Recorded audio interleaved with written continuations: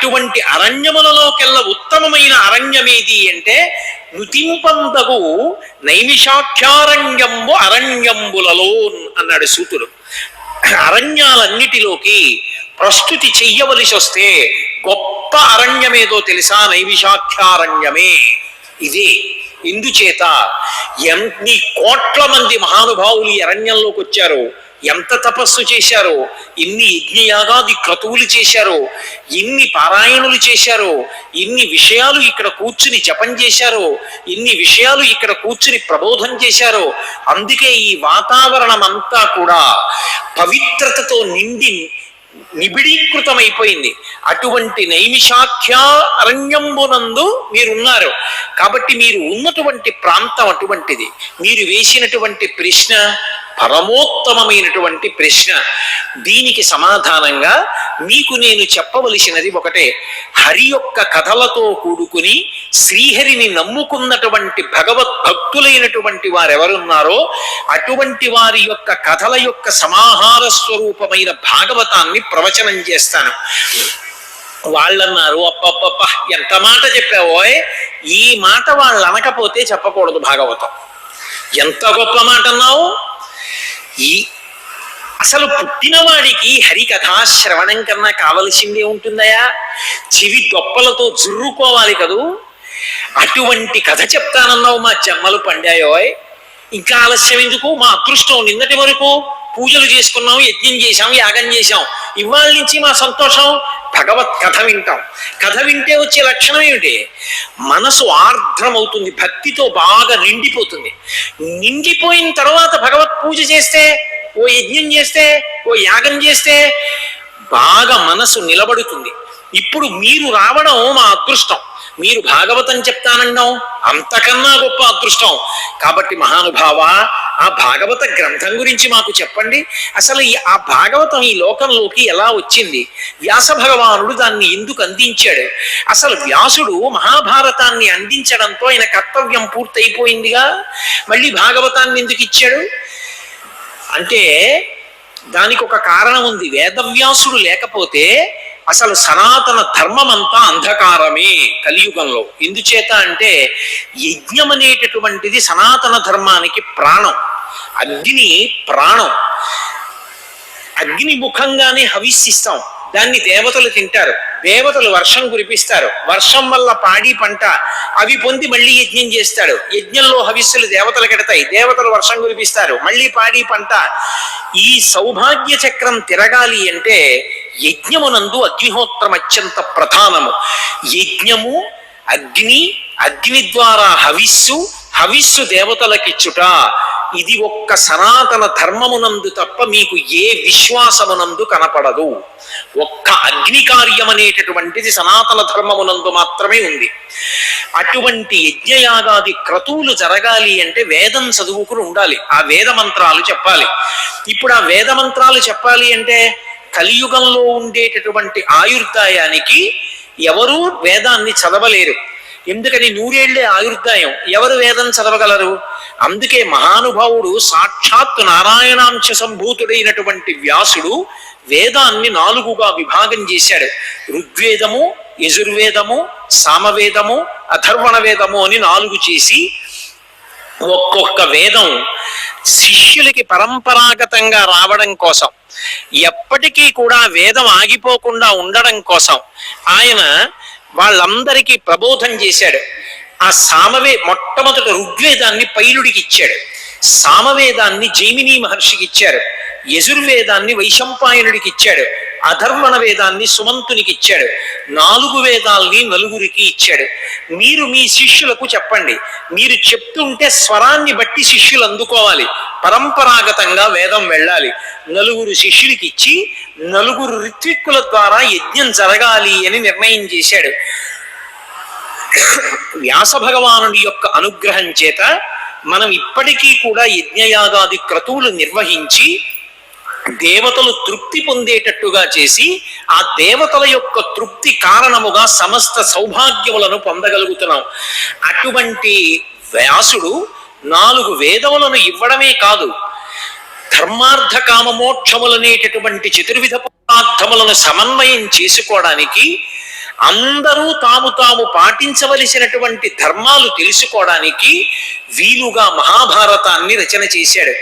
వేదం చదువుకోలేకపోయామనుకున్న వాళ్ళు ఎవరున్నారో వాళ్ళు వేదం చదువుకుంటే ఏ ఫలితం వస్తుందో, వేదం వింటే ఏం తెలుస్తుందో అది తెలుసుకోవడానికి మహాభారతాన్ని లోకానికి ఇచ్చాడు. అందుకే అది పంచమ వేదమైంది.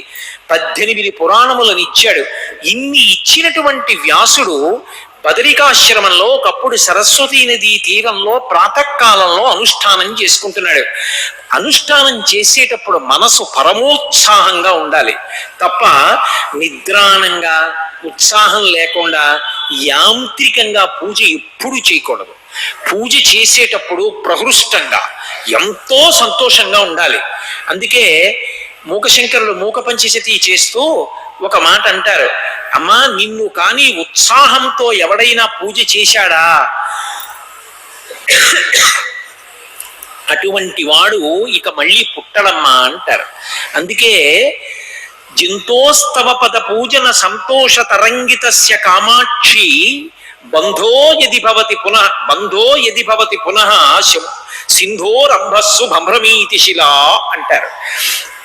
సంతోష తరంగములతో నిన్ను పూజ చేసిన వాడు మళ్ళీ పుట్టడము అంటే అది ఎటువంటిదో తెలుసా అమ్మా?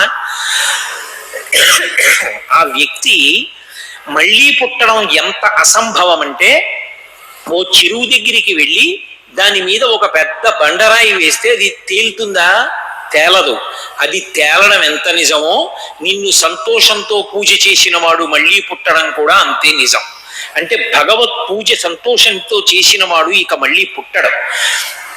అంత సంతోషంతో పూజ చెయ్యాలి. అటువంటిది వ్యాస భగవానుడికే బదరికాశ్రమంలో సరస్వతీ నదీ తీరంలో ప్రాతకాల కర్మానుష్ఠానం చేసుకుంటుంటే మనస్సు చాలా చిన్నబోయింది. ఏదో నిర్లిప్తత, ఏదో చెయ్యలేదనేటటువంటి అశాంతి, మనసులో ఏదో కొరత. అనుష్ఠానం పూర్తి చేశాడు. పూర్తి చేసి చిక్కిట చేయి చేర్చి ఆలోచనా ముద్రలో ఉన్నాడు. ఎందుకు నా మనసు ఇంత అశాంతిగా ఉంది?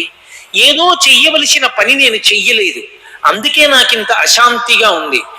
అరే, లోకాన్ని ఉద్ధరించడానికి వేదాన్ని 4గా విభాగం చేశాను, 4 శిష్యుల్ని పిలిచిన ఈ వేదాన్ని అందించాను, అలాగే అనేక పురాణములను ఇచ్చాను, మహాభారతాన్ని చతుర్విధ పురుషార్థ సమన్వయంగా ఇచ్చాను.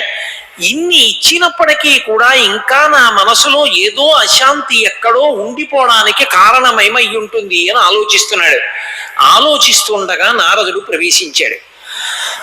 నారదుడిని చూడగానే లేచి వ్యాస భగవానుడు నమస్కరించాడు. నారదుడు అన్నాడు, అయ్యయ్యో ఎంత గొప్పవాడవయ్యా వ్యాస! నువ్వు సామాన్యమైనటువంటి వాడివా? నువ్వు సాక్షాత్తుగా ధాతవు, భారతశ్రుతి విధాతవు. నువ్వు సామాన్యుడివి కావు, నువ్వే చతుర్ముఖ బ్రహ్మగారి వంటి వాడివి. ధాత అంటే బ్రహ్మ. నువ్వు ఈ లోకములకు బ్రహ్మ వంటి వాడివి. బ్రహ్మగారు లోకంలో ప్రాణులను సృష్టించాడు, నువ్వు అపారమైనటువంటి వాంగ్మయాన్ని సృష్టించావు. కాబట్టి ధాతవు, భారతశ్రుతి విధాతవు. దానితో పాటు కామ ముఖ్య రిపుషక్క విజేతవు, బ్రహ్మతత్వ నిర్ణేతవు, యోగినేతవు, వినీతులవీవు చెలించి చెల్లరే కాతుర కైవడిన్వగవకారణమేమి పరాశరత్మజ అని అడిగాడు. ఓ పరాశర మహర్షి యొక్క ఆత్మజుడైనటువంటి వ్యాస భగవానుడా, నువ్వు ఎందుకింత అశాంతి పొందావు? ఎందుకంత చిన్నబుచ్చుకుని కూర్చున్నావు? ఇవాళ ప్రాతకాల అనుష్ఠానంలో నీ మనసు ఎందుకు అశాంతి పొందింది? సామాన్యుడవు కావే, ధాతవు, భారతశ్రుతి విధాతవు, పంచమవేదమైనటువంటి భారతాన్ని అందించినటువంటి వాడివి, పైగా బ్రహ్మతత్వ నిర్ణేతవు. అసలు బ్రహ్మతత్వం అంటే ఏమిటో నిర్ణయించగలిగినటువంటి వాడివి. కామ ముఖ్య రిపుషక్క విజేతవు, కామము మొదలైనటువంటి 6 శత్రువుల్ని గెలిచినటువంటి వాడివి. యోగినేతవు, యోగులలోకెల్లా అగ్రేసరుడవు. అటువంటి వాడివి. వినీతుడవు, గురువుల దగ్గర పాఠం నేర్చుకుని వినయాన్ని నేర్చుకున్నవాడివి. చల్లరేకాతుర కైవడిన్వగవకారణమేమి పరాశరత్మజ.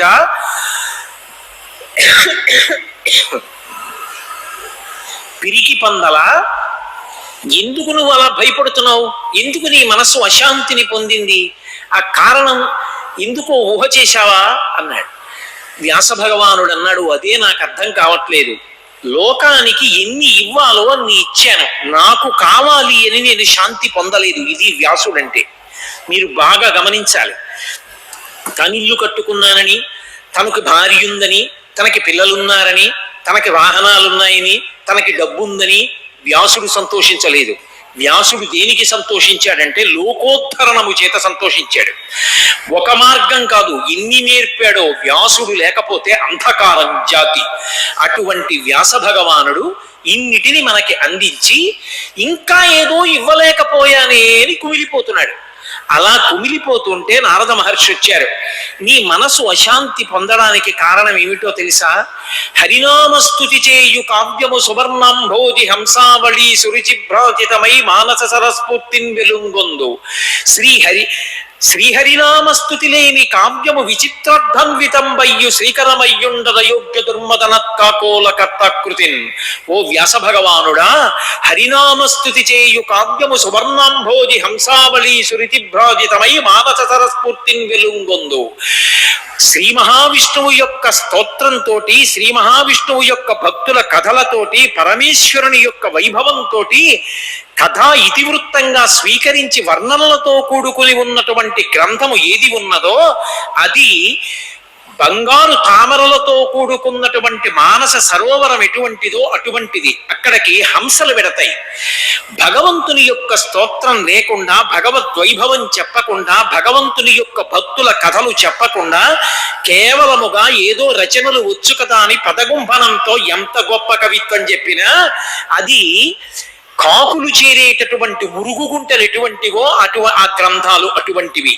నువ్వు ఇన్ని గ్రంథములను లోకములకు అందించావు, కానీ ఒక్క గ్రంథాన్ని అందించడంలో పరాకుపడ్డావు.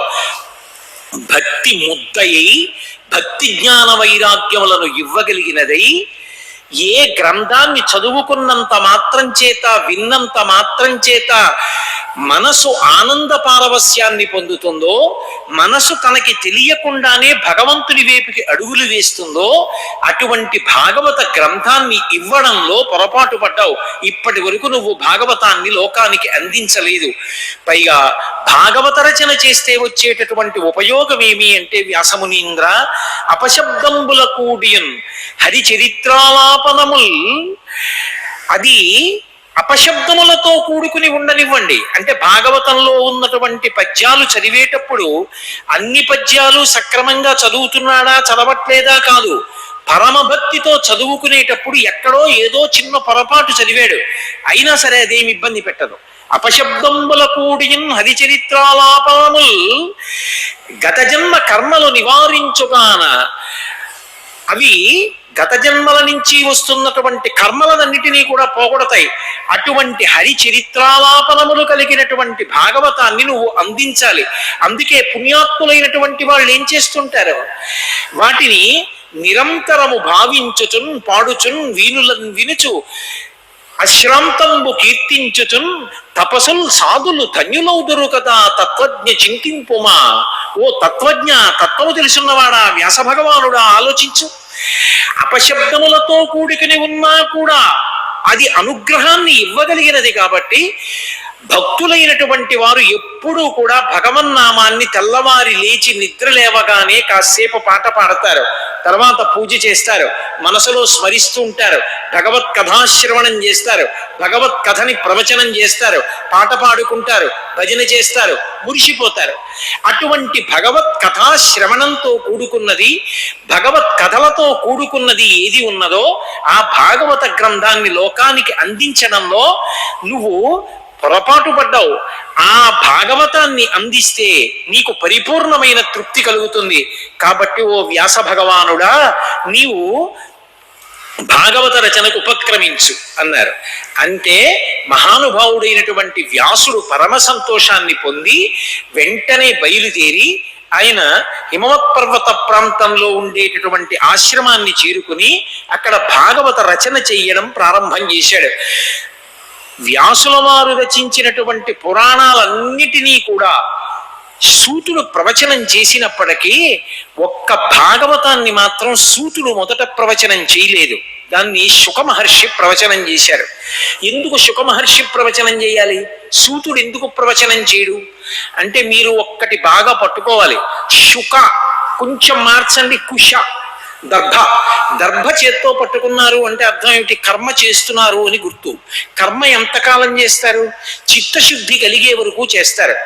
ఒకానొక స్థితిలో ఇక దర్భ పట్టుకుని కర్మానుష్ఠానం భక్తితో చేసినా లోకానికి ఆదర్శం కోసం చేయడమే తప్ప అసలు ఇక చెయ్యవలసిన అవసరాన్ని దాటిపోయినటువంటి మహాజ్ఞాని అయిన వాడెవరు ఉంటారో అటువంటి వాడు తప్ప భాగవత ప్రవచనం చెయ్యడానికి అంగీకరింపబడడని వ్యాస భగవానుడు శుకబ్రహ్మని కుమారుడిగా పొందడానికి పరమశివుడి గురించి తపస్సు చేశాడు. తపస్సు చేస్తే శుకబ్రహ్మ కుమారుడిగా వచ్చాడు. ఈ లోకంలో పుట్టుకతో భక్తి జ్ఞాన వైరాగ్యములు పరిపూర్ణంగా కలిగినటువంటి వారు ఇద్దరే ఇద్దరు. మిగిలిన వాళ్ళందరూ కూడా కర్మను అనుభవించడానికి పుట్టారు, సాధన చేత భక్తి జ్ఞాన వైరాగ్యములను పొందారు. కానీ ఇద్దరు మాత్రం అసలు పుట్టుకతోటే వాళ్ళకి భక్తి జ్ఞాన వైరాగ్యాలు, వాళ్ళకి ఏ విధమైన సంసార సంగము లేదు. అందుకే శంకర భగవత్పాదులు బ్రహ్మసూత్ర భాష్యం చేస్తూ ఆ ఇద్దరి పేర్లు చెప్పారు. ఒకరు వామదేవుడు, రెండవ వారు శుకబ్రహ్మ. వీళ్ళిద్దరి గురించి ఒక తమాషా అయిన మాట అంటుంటారు. సృష్టికర్త అయిన బ్రహ్మగారు గత జన్మలలో చేసుకున్న పాప ఫలితాలని కర్మలుగా అనుభవించవలసినటువంటి అవసరం ఏర్పడితే కొన్ని కోట్ల కోట్ల కోట్ల మంది ప్రాణుల్ని సృజించి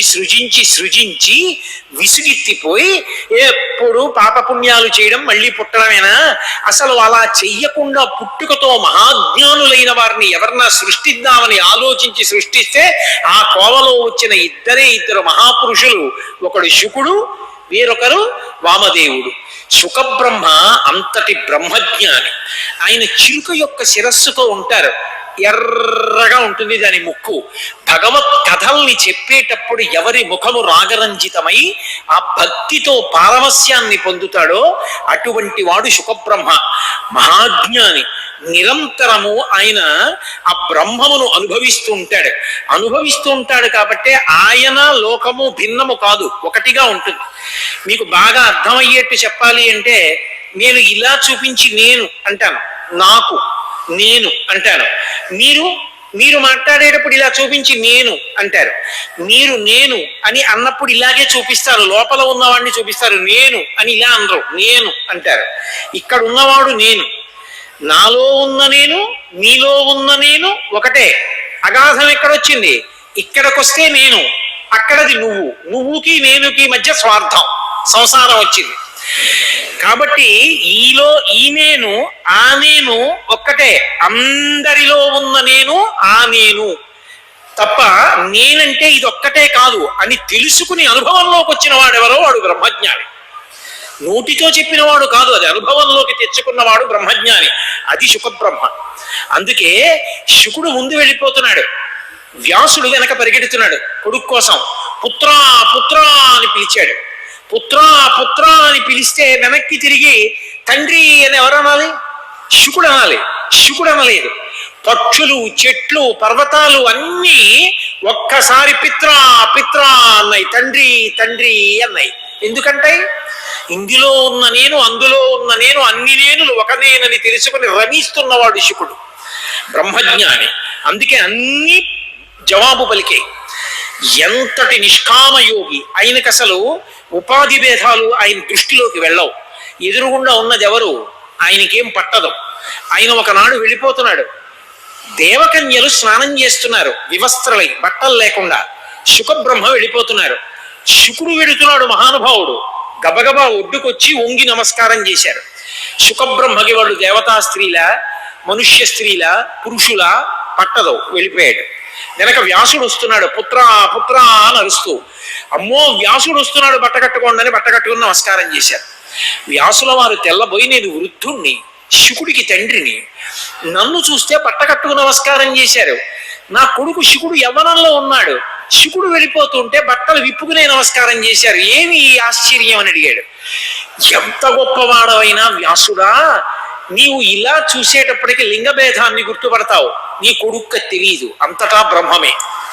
అందుకే నీ కొడుకు కనబడితే మేము బట్ట కట్టుకోకుండా నమస్కారం చేశామన్నారు. అంతటి మహానుభావుడు. ఒక ఆవు పాలు పితకడానికి ఎంత సమయం పడుతుందో అంతకన్నా ఏ ఇంటి ముందు నిలబడడం. ఎందుకు నిలబడడు అంటే నిలబడితే సంఘం వస్తుంది. వాళ్ళు ఎవరో వస్తారు, పరిచయం చేసుకుంటారు, వాళ్ళ పేరు ఒకటి గుర్తుంటుంది, వాడు ఏ ఊళ్ళో ఉంటాడో గుర్తుంటుంది, వాడు ఏం చేస్తుంటాడో గుర్తుంటుంది. గుర్తుంటే వాడు ఇందులోకి చేరాడని గుర్తు. వాడోడు ఇక్కడ కూర్చోవడం మొదలు పెడితే ఈశ్వరుడు ఇలా సర్దుకుంటాడు, ఇంకోడు వచ్చి కూర్చున్నాడు కదా, అలా ఎంతమంది వస్తే ఆయన ఆఖరికి ఇలా కూర్చుంటాడు. ఆయన ఇలా హాయిగా కూర్చోవడానికి ఉండదు, అందుకే ఎవరిని ఇందులోకి రానివ్వడు, సంఘం పెట్టుకోడు, వెళ్ళిపోతూ ఉంటాడు. ఆవు పాలు పితికినంతసేపు ఉంటాడు. ఆయన వెళ్ళిపోతుంటే రాళ్ళేసి కొట్టారు పిల్లలు, ఉన్మాది పిచ్చివాళ్ళలో ఉంటాడు, నడిచి వెళ్ళిపోతూ ఉంటాడు. కోటి సూర్యుల పగిది వెలిగిపోతుంటాడు, బ్రహ్మజ్ఞాని మహానుభావుడు. అటువంటి శుకబ్రహ్మ ఆయన మహాజ్ఞాని కనుక ఆయన వినా భాగవతాన్ని ప్రవచనం చెయ్యగలిగినటువంటి వాడు లేడు. అందుకే భాగవత గ్రంథం గురించి చెప్తూ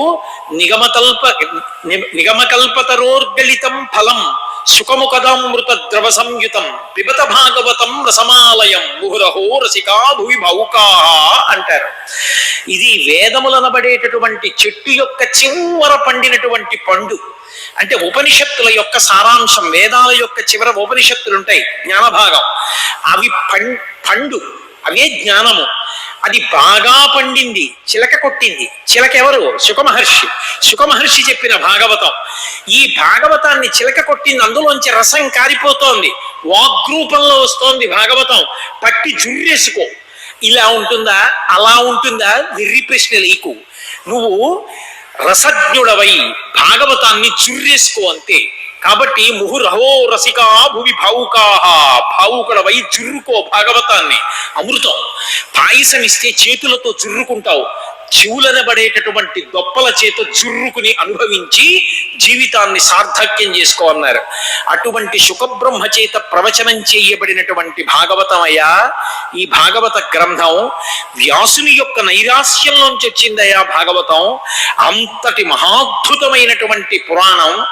ఏ భాగవతం విన్నంత మాత్రం చేత ఎన్నో కొన్ని కోట్ల జన్మలుగా వస్తున్నటువంటి వాసనాబలం కూడా పోతుందో, ఆ హరి కథలు, ఆ పరమేశ్వర వైభవం విన్నంత మాత్రం చేత మనసు సంతోషాన్ని పొందుతుందో, అటువంటి భాగవతాన్ని అందిస్తున్నాను మీకు, వినండి అని ఆ మహానుభావుడైనటువంటి సూతుడు నైమిషారణ్యంలో శౌనకాది మహర్షులకి భాగవత ప్రవచనం చేయడం ప్రారంభం చేశాడు. మన అదృష్టం ఏమిటంటే సంస్కృత భాషకి ఎంత పట్టుందో అంత పట్టుని ఆంధ్ర భాషలోకి తీసుకొచ్చి, ఈ భాషకు ఆ శక్తి ఉన్నది, బీజాక్షరములకు ఉండేటటువంటి శక్తిని తనలోకి ప్రవేశపెట్టుకుని లోకుల్ని అనుగ్రహించగలిగినటువంటి శక్తి కలిగిన భాష తెలుగు భాష అని నిరూపించారు పోతన గారు. మహానుభావుడు. ఎంత తృప్తితో కూడుకున్న జీవనం. ఆ హైదరాబాద్ నుంచి వరంగల్ వస్తున్నప్పుడు ఆ పోతన గారు ఉన్నటువంటి ఊరు వెడితే ఆయన దున్నినటువంటి పొలం కనపడుతుంది. ఆ పక్కన ఆయన పొలం పండకపోతే రామచంద్ర ప్రభువుని ప్రార్థన చేసి నుయ్యి తవ్వారు. వాళ్ళ అమ్మగారి పేరు మీద లక్కసాని నుయ్యి అంటారు. ఆ లక్కమాంబ పేరు మీద ఉంది ఆ నుయ్యి. ఆ నుయ్యి ఇప్పటికీ ఎండిపోదు, అందులో నీళ్లే ఇప్పటికీ పొలాలు దున్నుతూ ఉంటారు. ఆయన ఎదురుగుండా ఓ శిథిలమైపోయినటువంటి శివాలయం. పరమశివ భక్తుడు. దుర్గమ్మ తల్లి ఆయన ఇలవేల్పు. ఆయన తండ్రి గురించి తల్లి గురించి ఎంత గొప్పగా చెప్పుకున్నారో అటువంటి మహానుభావుడు రామచంద్రమూర్తి యొక్క అనుగ్రహం చేత భాగవతాన్ని ఆంధ్రీకరించారు. శివకేశవుల మధ్య ఏ భేదాన్ని పాటించినటువంటి మహానుభావుడు. ఇవాళ చాలా గొప్ప తిథి. ఎందుచేత అంటే శరత్కాలంలో వచ్చేటటువంటి పౌర్ణమికి, ఒక్క పౌర్ణమికే పరిణిత పౌర్ణమి, పరిణిత చంద్రుడు అని పేరు. మిగిలిన చంద్రులు ఇలా ఉండరు. ఈ ఒక్కరోజు కనబడేటటువంటి చంద్రబింబం రాకా శశివదనే అంటుంటారు ముత్తుస్వామి దీక్షితారు వారు తరచుగా. అలా రాకా చంద్రబింబం కనపడుతుంది. పెద్దపోయినటువంటి శివాలయం.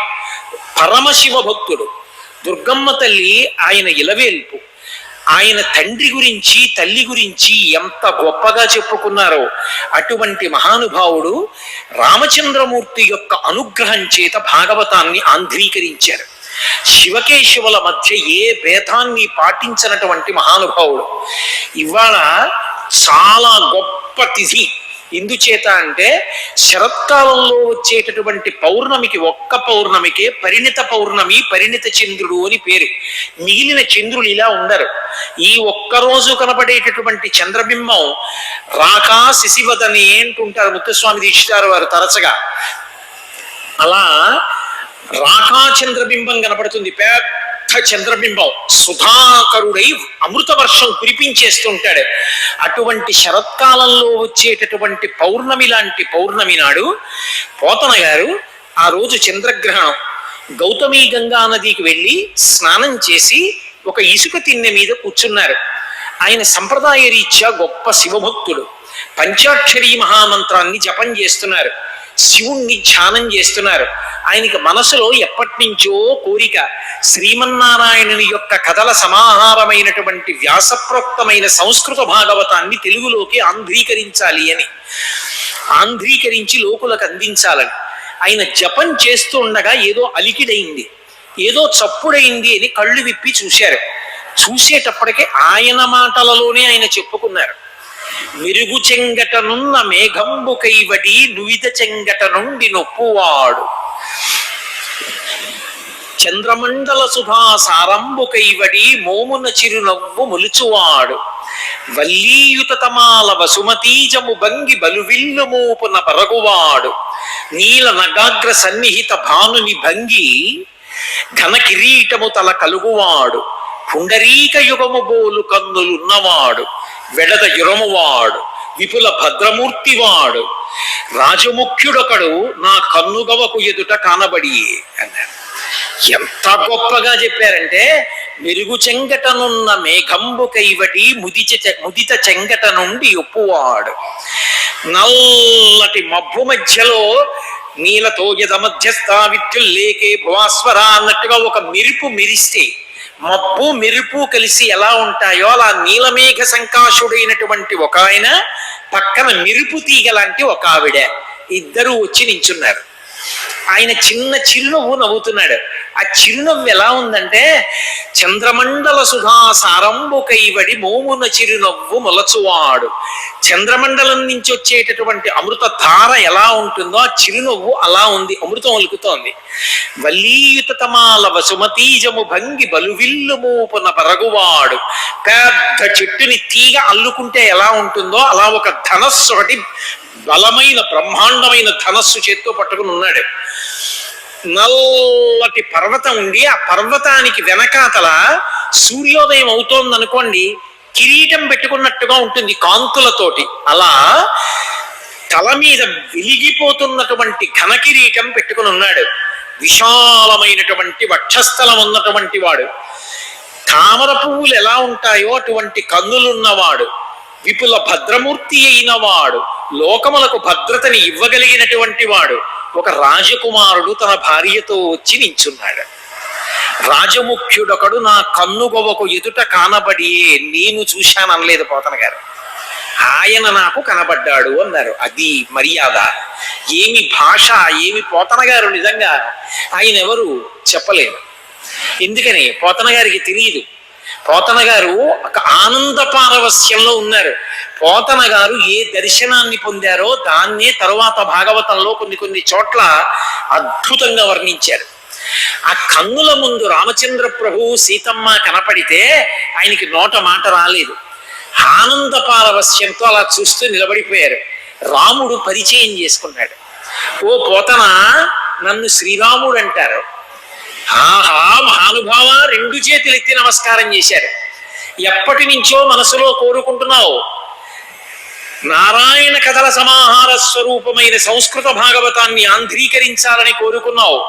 నేను నీకు శక్తిని కటాక్షిస్తున్నాను, ఆంధ్రీకరించడం ప్రారంభించు. 12 స్కంధములను అలవోకగా ఆంధ్రీకరించారు మహానుభావుడు. ప్రారంభం చేయి. అందుకే చెప్పుకున్నారు, పలికెడిది భాగవతమట పలికించు విభుండు రామభద్రుండట నే పలికిన భవహరమగునట పలికెద వేరొండుగాథ పలుకగనేలా అన్నారు. పలికెడిది భాగవతమట, నేను భాగవతం చెప్తున్నాను. నేనెందుకు చెప్పాలి భాగవతం? నేను చెప్పట్లేదు, ఈ మైకు భాగవతం చెప్తుందా? నేను భాగవతం చెప్తున్నాను, ఈ మైకు భాగవతం చెప్తోంది. ఈ మైకు భాగవతం చెప్పినట్లు ఈ ఉపాధి భాగవతం చెప్తోందంటే లోపల నుంచి ఒకడు భాగవతం చెప్పిస్తున్నాడు. అలా పోతన గారు అన్నారు, నాలోంచి రామభద్రుడు భాగవతాన్ని పలికిస్తున్నాడు. నేను అది పలుకుతాను ఇది పలుకుతానడం ఎందుకు? నాకు కొన్ని కోట్ల జన్మలుగా ఉన్న పాపరాశి ధ్వంసం అవ్వడానికి ఏది పలికితే యోగ్యమో అది నా చేత రామచంద్రమూర్తి నిర్ణయించి పలికిస్తున్నప్పుడు అదే నీ పలుకుతాను. కాబట్టి పలికిడిది భాగవతమట పలికించు విభుండు రామభద్రుండట నే పలికిన భవహరమగునట పలికెత వేరుండుగాధ పలుకగనేలా భాగవతము తెలిసి పలుకుట కష్టంబు సూలికైన దమ్మి చూలికైన విభుధ జనుల వలన వినినంత కనినంత తెలియవచ్చినంత తేటపరుతూ భాగవతం నాకు తెలుసు చెప్తాను అనడం 4 ముఖాలు ఉన్నటువంటి బ్రహ్మదేవుడికైనా సాక్షాత్తు సమస్త విద్యలకు ఆలమానమైన పరమశివుడికైనా అలా అనడం కుదరదు. ఎందుకు కుదరదంటే భాగవతం ఎన్ని మాటలు చెప్పినా ఎన్ని మాటలు చదివినా నెగడుని తోస్తే రవ్వలు వేగినట్టు కొత్త వస్తుంటాయి. కాబట్టి విభుధ జనుల వలన వినినంత కనినంత నాకు ఏది దర్శనమైందో, నాకు పెద్దలైన వారు చెప్పినప్పుడు ఏది అర్థమైందో దాన్ని భాగవతంగా ఆంధ్రీకరించి ఇస్తాను అని ఆయన ఎందుకు నేను ఆంధ్రీకరిస్తున్నాను భాగవతం అంటే చెప్పుకున్నారు.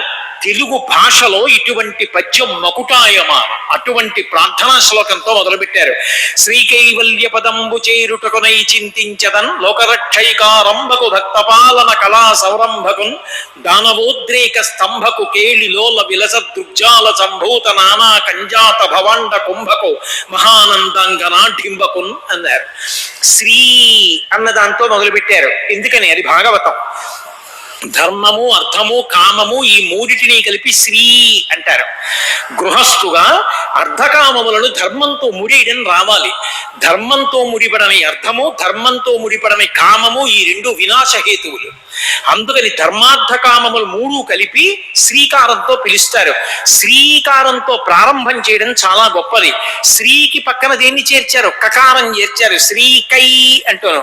కా ఎందుకు చెప్పాలి? హల్లులలో మొదటిది కకారం. కకారంతో మొదలు పెడితే అది మంగళాచరణం అవుతుంది. అందుకని కాతో మొదలు పెడతారు. అందుకే శంకర భగవత్పాదులు కూడా శివానంద లహరి మొదలు పెడుతూ కళాభ్యాం చూడాలంకృత శశికళాభ్యాం నిజతప ఫలాభ్యాం అంటూ మొదలు పెడతారు. అందుకని శ్రీకై అంటూ మొదలు పెట్టారు. శ్రీ కైవల్య పదంబు చేరుటకునై శ్రీ ధర్మార్థ కాలములైతే కైవల్యం మోక్షం. కైవల్యం అంటే అద్వైత సంప్రదాయంలో ఉన్నటువంటి మాట. కైవల్యం అంటే ఎప్పుడో చచ్చిపోయిన తర్వాత వచ్చేది కాదు. భగవంతుని యొక్క అనుగ్రహం చేత భగవంతుని యందు కలిగినటువంటి నిరతిశయ భక్తితో చేసినటువంటి కర్మల వలన తృప్తి పొందినటువంటి ఈశ్వరుని యొక్క కటాక్షము చేత పొందినటువంటి చిత్తశుద్ధి వలన పాత్రతను పొంది ఆ పాత్రత వలన జ్ఞానమును పొంది ఆ జ్ఞానము వలన మళ్ళీ పుట్టవలసిన అవసరం లేని పునరావృత్తి రహిత శాశ్వత శివసాయుజ్య స్థితిని అద్వైతానుభూతిగా ఇక్కడే ఇప్పుడే పొందిన వాడెవరుంటాడో వాడు కైవల్య పదవిని అధివసించినటువంటి వాడు. అందుకే మోక్షము అద్వైత సంప్రదాయం దగ్గరికి వెళ్ళేటప్పటికీ 2గా చెప్పబడుతుంది. ఇక్కడే శరీరంతో ఉండగానే తాను బ్రహ్మముగా అనుభవాన్ని పొందుతాడు.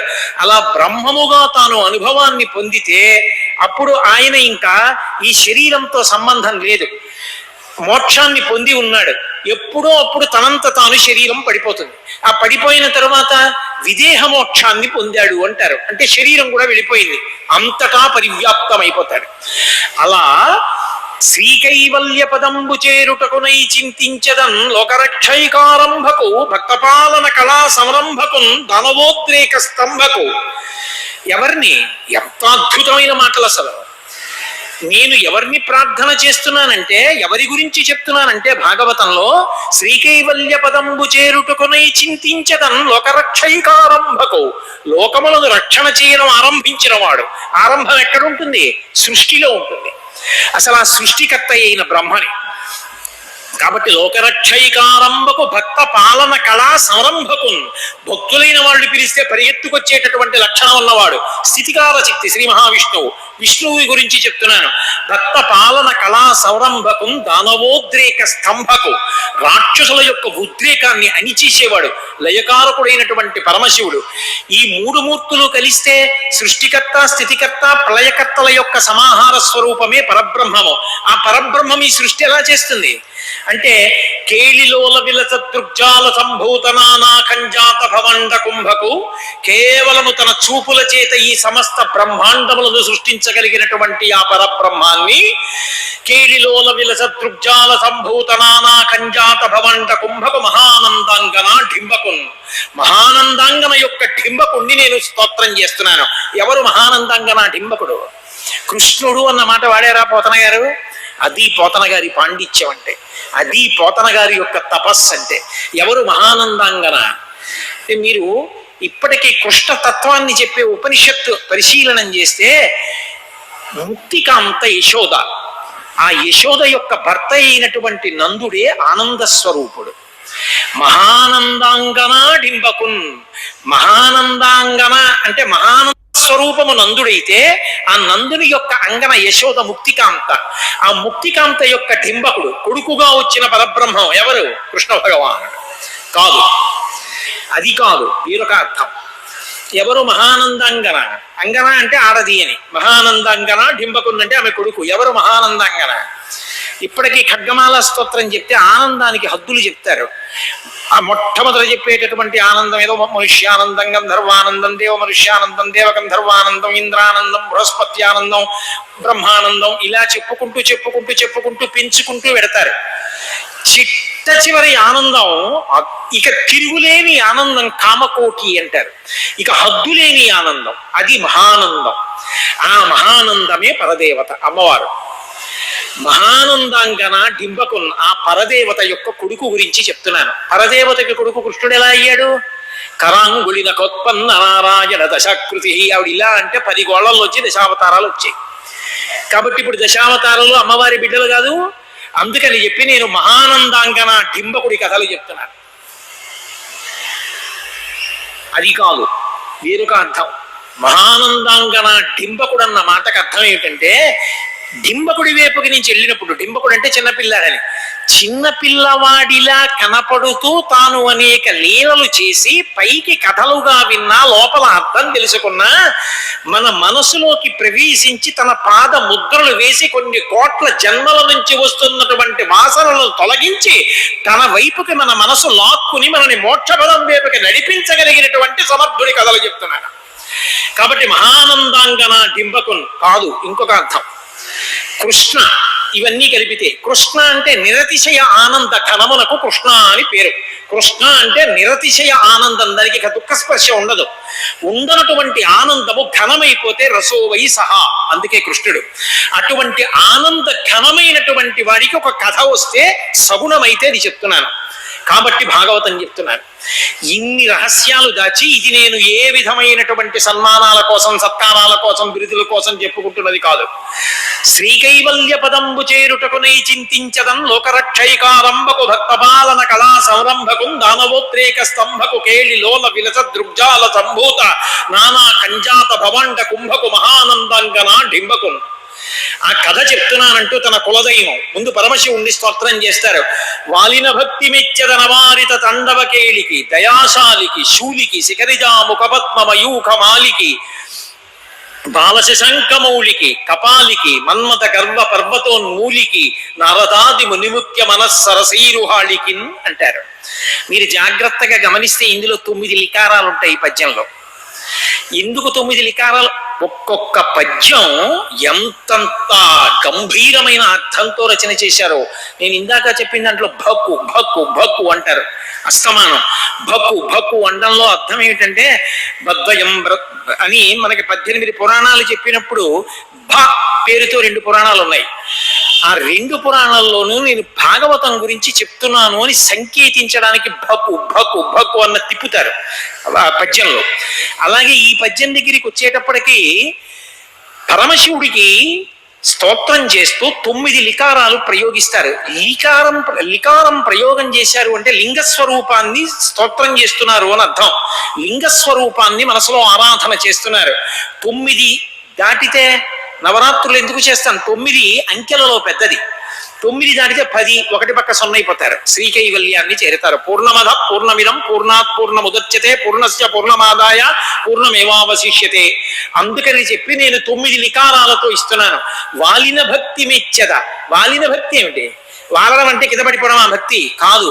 వాలిన భక్తి అంటే నేల మీద పడిపోయాను అంటే పరమ వినయానికి ఈ పద్యం అందుకని వినీతుడు అని పిలిచారు. మహానుభావుడు ఎంత వినయం ఉన్నవారంటే పోతన గారు, వాలిన భక్తి అంటే నేనేమి సమర్థుణ్ణి కాదు శివా, మీరు ఈశాన సర్వ విద్యానాం ఈశ్వర సర్వభూతానాం బ్రహ్మాధిపతి బ్రహ్మణోధిపతి బ్రహ్మ శివో మే అస్తు సదాశివోం, సమస్త విద్యలకు అలవాలం మీరు, మీ అనుగ్రహంతో భాగవత రచన జరగాలి. శంకర నేనెంతటి వాణ్ణి, ఇదిగో కింద పడిపోయాను.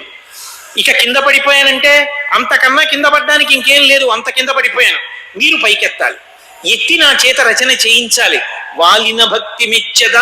వాలిన భక్తి అంటే కింద పడిపోయాను. ఎలా పడిపోయాను? ఏదో స్వర్ణదండంలా పడిపోవడంలో కాదు, సాక్షాత్తుగా గబుక్కుని శ్రీరామచంద్రమూర్తి కనబడితే పోనీ ఏదో స్వర్ణదండంలా పడిపోతే అర్థం ఉంది. కవిత్వం చెప్తూ భావన చేస్తూ నేల మీద పడ్డప్పుడు అలా పడకూడదు. అందుకే వాలిన భక్తి అంటే సాష్టాంగ నమస్కారం చేస్తున్నాను అని గుర్తు. ఉరసా శిరసా దృష్ట్యా మనసా వచసా తథా పద్భ్యాం కరాభ్యాం కర్ణాభ్యాం ప్రణామోష్టాంగముచ్యతే. పురుషుడు నేల మీద పడి నమస్కారం చేస్తే 8 అవయవాలు నేలకి తగలాలి. అది వాలిన భక్తి. వాలిన భక్తి మెచ్చద నవారిత తాండవకేళికి దయాశాలికి శూలికి అవారిత తాండవకేళికి ఎప్పుడు తాండవం చేసేవాడికి, దయాశాలికి దయగలిగిన వాడికి, శూలికి త్రిశూలం పట్టుకున్న వాడికి, శిఖరిజాముఖ పద్మమయూఖమాలికి, శిఖరము అంటే కైలాస పర్వతానికి కుమార్తెగా వచ్చినటువంటి పార్వతీదేవి అనబడేటటువంటి ఆ తల్లి యొక్క ముఖమనబడేటటువంటి పద్మము వికసించేటట్టుగా సూర్య భగవానుడిలా కనపడి ఆమెకు సంతోషమును కల్పించగలిగినటువంటి ఆమె యొక్క పతి అయినటువంటి పరమశివునకు, బాలశశంఖమౌళికి శుక్లపక్ష తదీనాడు ఉండేటటువంటి చంద్రరేఖని శిరస్సునందు అలంకారం చేసుకున్న వాడికి, బాలశశంఖమౌళికి అంత గొప్పవాడై కపాలికి చేతిలో బ్రహ్మకపాలం పట్టుకున్న వాడికి, కపాలికి మన్మథ గర్వ పర్వతోన్మూలికి, మన్మథుడు నేను బాణం వేస్తే ఎంతటి వాళ్ళైనా పడిపోతారని పెంచుకున్నటువంటి గర్వమనబడేటటువంటి పర్వతాన్ని పోగొట్టగలిగినటువంటి సమర్థుడికి, నారదాది మునిముఖ్య మనస్సరసీరుహళికి, నారదాది మహర్షులు కూడా ఎవరి పాదములకు నమస్కారం చేస్తారో అటువంటి పరమశివుడి పాదముల ముందు నేను సాష్టాంగపడి నమస్కారం చేస్తున్నాను అని వాలిన భక్తి మెచ్చదన వారిత తండవకేళికి కులదైవాన్ని స్తోత్రం చేసి విఘ్నేశ్వరుణ్ణి ప్రార్థన చేశారు. ఏమి పద్య రచన చేశారండి మహానుభావుడు. ఆదరమప్ప బ్రొక్కెడిదు వద్దిసుతా హృదయానురాగ సంపాదికి, దోషభేదికి, ప్రపన్న వినోదికి, విఘ్నవల్లికాచ్ఛేదికి, మంజువాదికి, అశేష జగజ్జన నందవేదికిన్, సమదమూషక సాదికి, సుప్రసాదికిన్ అన్నారు. ఆదరమప్ప మృక్కిడిదు, పరమభక్తితో మొక్కులు చెల్లిస్తున్నాను. ఎవరికి? అద్రిసుతా హృదయానురాగ సంపాదికి, పార్వతీదేవి మనస్సు ఎవరి పేరు చెప్తే పొంగిపోతుందో అటువంటి విఘ్నేశ్వరుడికి, విఘ్నవల్లికాచ్ఛేదికి, విఘ్నములని తీగలు అడ్డొచ్చేసి కదలకుండా చేస్తే తెంపగలిగిన వాడికి, తొండంతో చీల్చి అవతల పారేయగలడం అటువంటి వాడికి, మంజువాదికి, చక్కగా మాట్లాడేటటువంటి వాడికి, అశేష జగజ్జన నందవేదికి, అశేషమైనటువంటి జగత్తులలో ఉన్నటువంటి జనులు నమస్కారం ఎవరికి చేస్తారో అటువంటి విఘ్నేశ్వరుడికి, సమదుమూషక సాదికి, సుప్రసాదికి, చేతిలో ఎప్పుడూ మోదకాన్ని పట్టుకుని తిరిగేటటువంటి ఆనంద ఘనానికి ఆ విఘ్నేశ్వరుడికి నమస్కారం చేస్తున్నాను అని అమ్మలగన్నయమ్మ ముగురమ్మల మూలపుటమ్మ చాలా పెద్దమ్మ సురారులమ్మ కడుపారడి బుచ్చిన యమ్మ తన్నులు నమ్మిన వెల్పుటమ్మల మనంబున ఉండెడి యమ్మ దుర్గ మాయమ్మ కృపాబ్ధినిచ్యుత మహత్వ కవిత్వ పటుత్వ సంపదల్ అంటే అబ్బా ఏమి పద్యం. ఇప్పటికీ విజయవాడ కనకదుర్గమ్మ గుడి రాజద్వారానికి తోరణంగా వేలాడుతుంటుంది ఈ పద్యం. అదే తోరణం అయిపోయింది ఆ రాజద్వారానికి. అమ్మలగన్నయమ్మ ముగురమ్మల మూలపుటమ్మ, లక్ష్మీదేవి, సరస్వతీదేవి, పార్వతీదేవి అనబడేటటువంటి ముగ్గురు అమ్మల్ని కన్నటువంటి అమ్మ ఎవరుందో ఆ శ్రీమాత. అమ్మలగన్నయమ్మ ముగురమ్మల మూలపుటమ్మ చాలా పెద్దమ్మ. అబ్బా ఎంత పెద్దమ్మో, అందరికన్నా ముందు ఉన్న అమ్మ, చాలా పెద్దమ్మ. సురారులమ్మ కడు పారడి బుచ్చినయమ్మ. అరి అంటే శత్రువు, దేవతల యొక్క శత్రువులైన రాక్షసుల్ని కన్న తల్లి గుండెలు బాదుకునేటట్టు ఏడిచేటట్టు చెయ్యగలిగిన అమ్మ. అంటే రాక్షస సంహారం చేయడానికి అవతారాలు స్వీకరించే అమ్మ. కాబట్టి సురారులమ్మ కడుపారడి బుచ్చినయమ్మ, తన్ను లోనమ్మిన వెల్పుటమ్మల మనంబున ఉండెడి అమ్మ. తనని నమ్ముకున్నటువంటి దేవతల యొక్క మనసులలో ఉండి నిరంతరము వారి చేత సత్కర్మలు చేయించేటటువంటి వైభవము కలిగినటువంటి అమ్మ. కాబట్టి తన్ను లోనమ్మిన వెల్పుటమ్మల మనంబున ఉండెడి అమ్మ దుర్గమాయమ్మ. కృపాబ్ధినిచ్యుత మహత్వ కవిత్వ పటుత్వ సంపదల్. ఆ దుర్గమ్మ నాకు ఇవ్వాలి. ఏమివ్వాలి? మహత్వ, కవిత్వ, పటుత్వ, సంపద, ఈ 4 నాకు ఇవ్వాలి. పోతన గారి యొక్క శ్రీ విద్యా సంప్రదాయ రహస్యాలు ఎంత గొప్పవంటే ఆయనకి తెలియని విషయం లేదు. ఎంతటి మహానుభావుడంటే ఆయన సాధారణంగా పరదేవత గురించి చెప్తే ఐం హ్రీం శ్రీం క్లీం సౌహు, ఈ 5 ప్రాణప్రదమైనటువంటి బీజాక్షరాలుగా చెప్తారు. ఈ 5లో మళ్ళీ క్లీం సౌహు పక్కన పెట్టిన ఐం హ్రీం శ్రీం, ఈ 3 పరమ పవిత్రంగా అనుసంధానం చేస్తారు. ఇవి 3 అనుసంధానం చేయడానికి ముందు ప్రణవం పలుకుతారు. ఓం అంటారు. ఓం ఐం హ్రీం శ్రీం శ్రీమాత్రే నమః అంటాం. ఈ ఓం ఐం హ్రీం శ్రీం శ్రీమాత్రే నమః అని అనాలి అంటే ఉచ్చారణ దోషం లేకుండా ఉంటేనే అనాలి. అందరూ అనలేరేమోనని పోతన గారు ఈ మంత్రాన్ని పద్యంగా మార్చారు. అందుకే మహత్వ బీజాక్షరం ఏది అంటే ఓంకారం. ఓం కవిత్వ ఐం, పటుత్వ హ్రీం, సంపదల్ శ్రీం. ఓం ఐం హ్రీం శ్రీం అమ్మలగన్నయమ్మ ముగురమ్మల మూలపుటమ్మ చాలా పెద్దమ్మ శ్రీమాత్రే నమః. ఓం ఐం హ్రీం శ్రీం శ్రీమాత్రే నమః అన్నదాన్ని పద్యంలోకి తీసుకొచ్చారు. తీసుకొచ్చి అమ్మా నువ్వు అనుగ్రహించాలమ్మా, నువ్వు అనుగ్రహిస్తే చెప్తాను, భాగవతాన్ని అంధీకరిస్తానమ్మా అని ప్రార్థన చేశారు. ప్రార్థనకి అంత వైభవం ఉంటుంది. ఏదైనా ప్రార్థనతో ప్రారంభం కావాలి. అందుకే అటువంటి ప్రార్థన చేసి మహానుభావుడు లక్ష్మీదేవిని స్తోత్రం చేశారు. మరి శ్రీ మహావిష్ణువు కథలు కదా చెప్దాం అనుకుంటున్నారు. హరికింబట్టపు దేవి పుణ్యముల ప్రోవు వర్ధంపు పెన్నిక్క చందురు తోబుట్టు భారతీగిరిసుతలతో నాడు పూబోడి తామరలందుండెడి ముద్దరాలు జగముల్ మన్నించు నిల్లాలు భాసురతన్ లిములమాపు తల్లి సిరి ఇచ్చును నిత్య కళ్యాణములు. లక్ష్మీదేవి మీద బహుశా ఇంత అందమైన పద్యం ఇవ్వడం పోతన గారికే చెల్లిందేమో. ఎంత చిన్న చిన్న సమాసాలతో ఎంత అద్భుతంగా రాశారో. హరికిన్ పట్టపు దేవి పుణ్యముల ప్రోవు, దీనికి వ్యాఖ్యానం ఎందుకండి? వర్ధంపు పెన్నిక్క చంద్రుడు తోబుట్టు, చంద్రుడితో కలిసి పుట్టింది క్షీరసాగరంలో. చంద్రుడు తోబుట్టు భారతీ గిరిసుతలతో నాడు పువ్వోడి, పువ్వులాంటి శరీరం ఉండి భారతి అంటే సరస్వతి, సరస్వతీదేవితోటి గిరిసుతల్ పార్వతీదేవితో కలిసి ఆడుకుంటూ ఉంటుంది. భారతీ గిరిసుతలతో నాడు పువ్వోడి తామరలందుండెడు ముద్దరాలు, తామర పువ్వులో కూర్చుంటుంది. జగముల్ మన్నించు నిల్లాలు భాసురతన్ లీములవాపు తల్లి, దరిద్రం తీర్చేయగలిగిన అమ్మ. సిరి ఇచ్చును నిత్య కళ్యాణముల్, మాకు నిత్య కళ్యాణముల నిచ్చుగాక అని సరస్వతీదేవిని ప్రార్థన చేశారు. బహుశా తెలుగు వాంగ్మయంలో ఇక అటువంటి పద్యాన్ని మళ్ళీ పోతన గారు వస్తే ఇవ్వాలేమో. అద్భుతమైన పద్యం. శారదా మంత్రములోని కొన్ని మంత్రాలు ఉన్నాయి. అవన్నీ సర్వశుక్ల సరస్వతి, సరస్వతీదేవిని తెల్లటి రూపంతో వర్ణించి బీజాక్షరాలతో ఉంటాయి ఆ మంత్రాలు. ఈ మంత్రాలన్నిటిలో మళ్ళీ 11 సరస్వతీ మంత్రాలు ఉన్నాయి. ఆ 11 సరస్వతీ మంత్రాలు చాలా గొప్పవిగా చెప్పబడ్డాయి. ఆ 11 మంత్రాల్ని ఉపాసన చేసిన, ఒక్క మంత్రాన్ని ఉపాసన చేసిన అమ్మవారు విశేషమైనటువంటి ధారణా శక్తిని, వాక్శక్తిని, కవిత్వ శక్తిని ఇస్తుంది అని. అటువంటి సరస్వతి కటాక్షం కోసం ఈ దేశంలో ఉన్న వాళ్ళు ఎవ్వరూ కూడా అసలు ఇబ్బంది పడకూడదని పోతన గారు శంకరాచార్యుల వారి తర్వాత అంత ప్రయత్నం చేశారు. సరస్వతీదేవిని శారదగా శృంగగిరిలో తీసుకొచ్చి కట్టి కూర్చోబెట్టిన వారు శంకర భగవత్పాదులైతే సరస్వతీ మంత్రాలు 11 మంత్రాల యొక్క సారాన్ని ఒక పద్యంగా ఇచ్చారు పోతన గారు.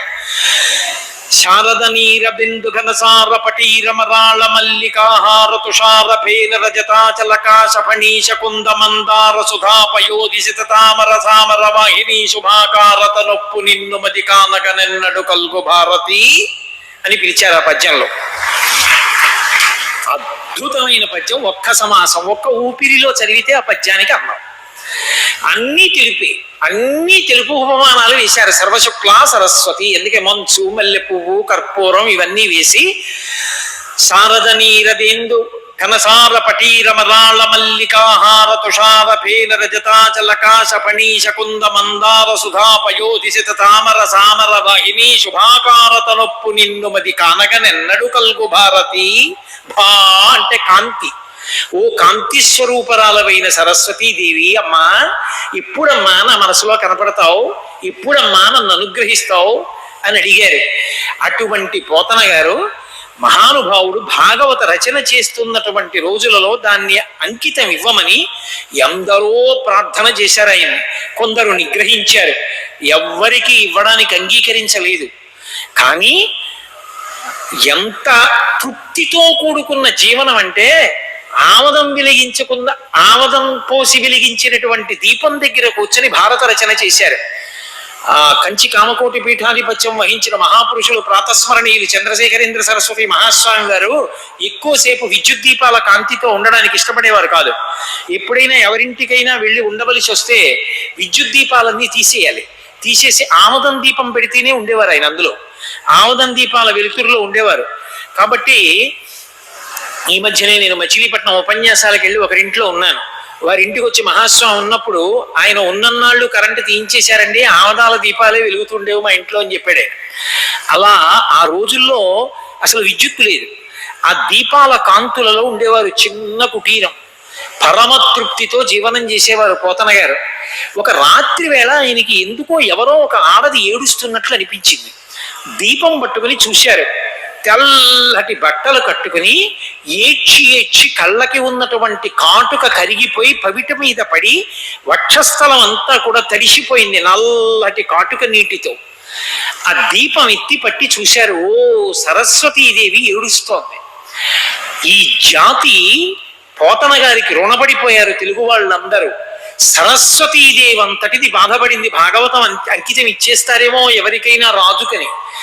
కాటుక కంటి నీరు చనుకట్టు భయింబడ ఏల ఎచ్చదో కైటభరాజు మద్దనుని గదిలి కోడలా ఓ మదంబ నిన్నాకటికిన్ కొలిపోయి ఎల కర్ణాట కిరాత కీచకులకు అమ్మను త్రిశుద్ధిగా నమ్ము భారతి. అమ్మా నన్ను నమ్మమ్మా, నిన్ను పట్టికెళ్ళి కర్ణాటక ప్రభువులకు అమ్మేస్తాననుకుంటున్నావా, అంకితం ఇస్తాననుకుంటున్నావా? ఇవ్వనమ్మా.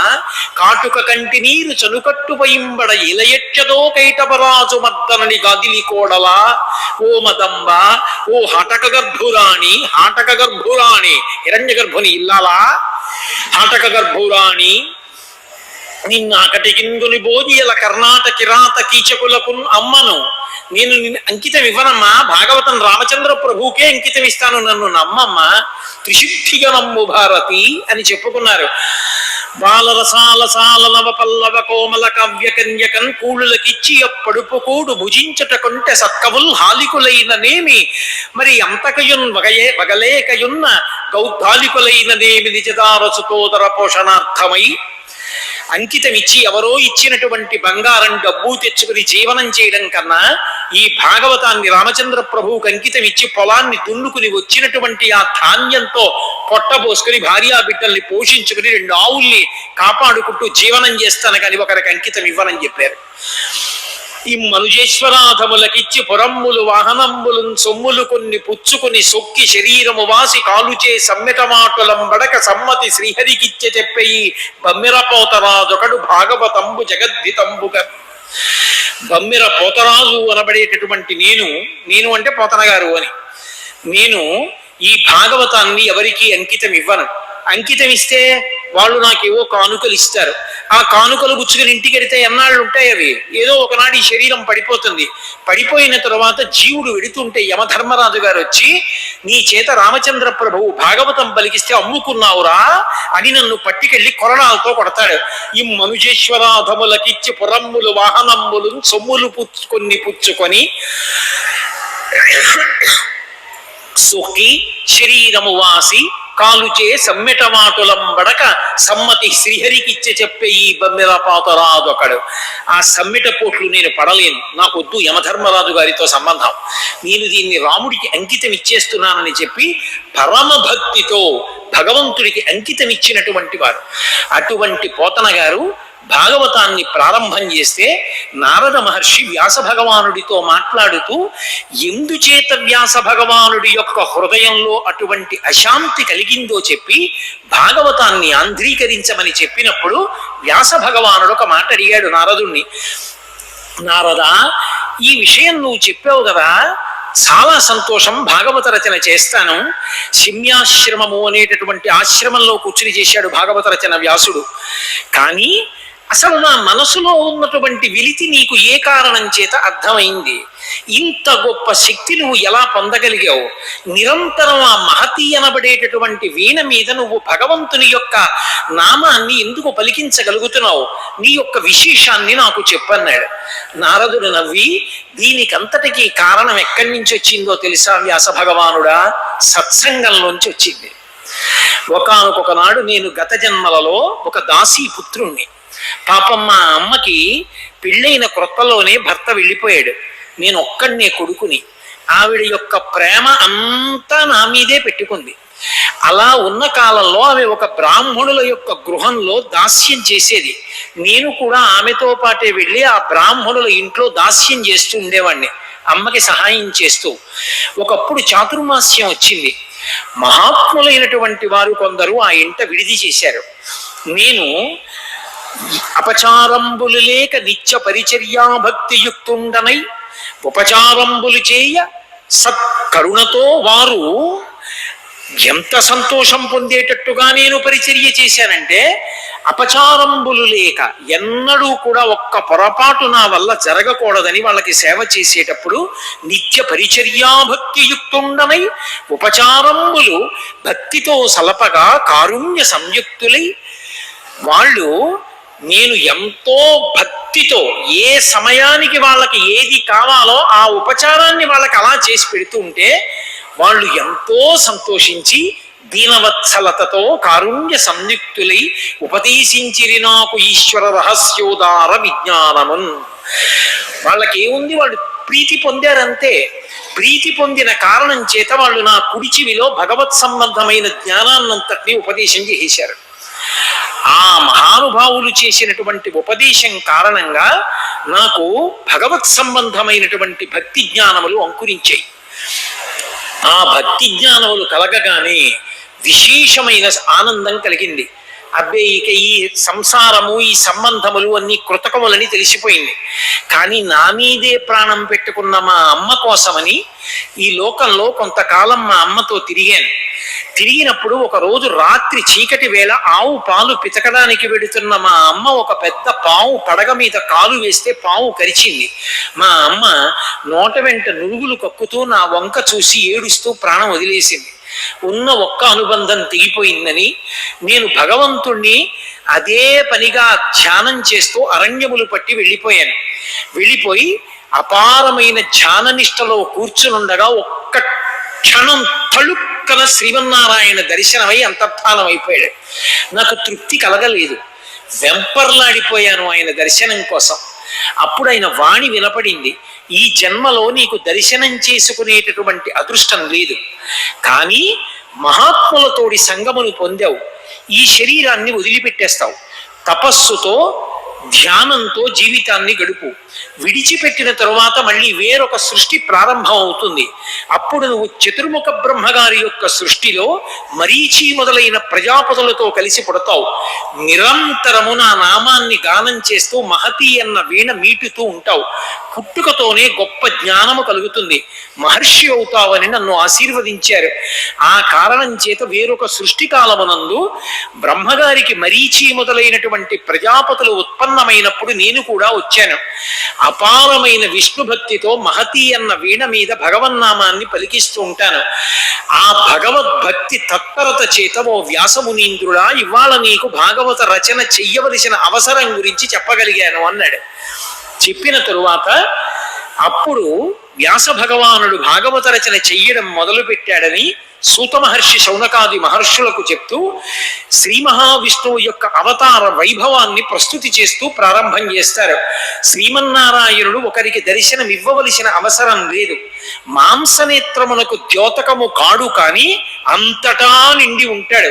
ఇందుగలడందులేడని సందేహము వలదు చక్రి సర్వోపగతుండెందెందు వెదకి చూచిన అందందే కలడు దానవగ్రని వింటే అన్నట్టు నెయ్యి పాలలో అంతటా ఉన్నట్టే భగవానుడు అంతటా ఉంటాడు.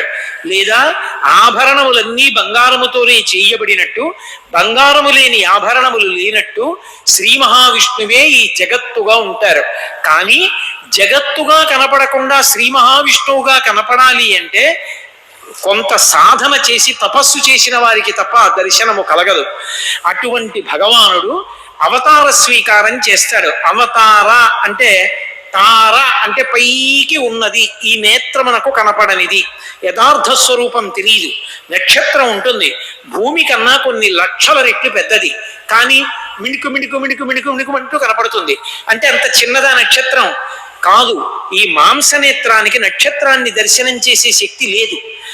ఆ నక్షత్రం కిందకి దిగొచ్చిందనుకోండి అవతార అంటారు, కిందకి దిగి రావడం. అప్పుడు ఈ కంటితో చూస్తాం. అలా ఆయన కూడా దిగొస్తూ ఉంటాడు. ఎందుకు దిగొస్తాడు? ప్రప్రథమ కారణమేమి అంటే పరమ భాగవతోత్తములైనటువంటి వారు ఈశ్వరా మిమ్మల్ని నా కంటితో చూడాలనుందయా ఇలా రా అని పిలిస్తే ఏ రూపంతో చూడాలని కోరుతున్నారో ఆ రూపంతో తాను దిగొస్తాడు తప్ప సనాతన ధర్మంలో తెలియక కొంతమంది అంటుంటారు ఇంతమంది దేవుళ్ళు ఏమిటి ఇంతమంది దేవుళ్ళు ఏమిటి అంటారు. ఇంతమంది దేవుళ్ళు కాదు, ఇంతమందిగా ఉన్న దేవుడు తప్ప ఇంతమంది దేవుళ్ళు ఉండరు.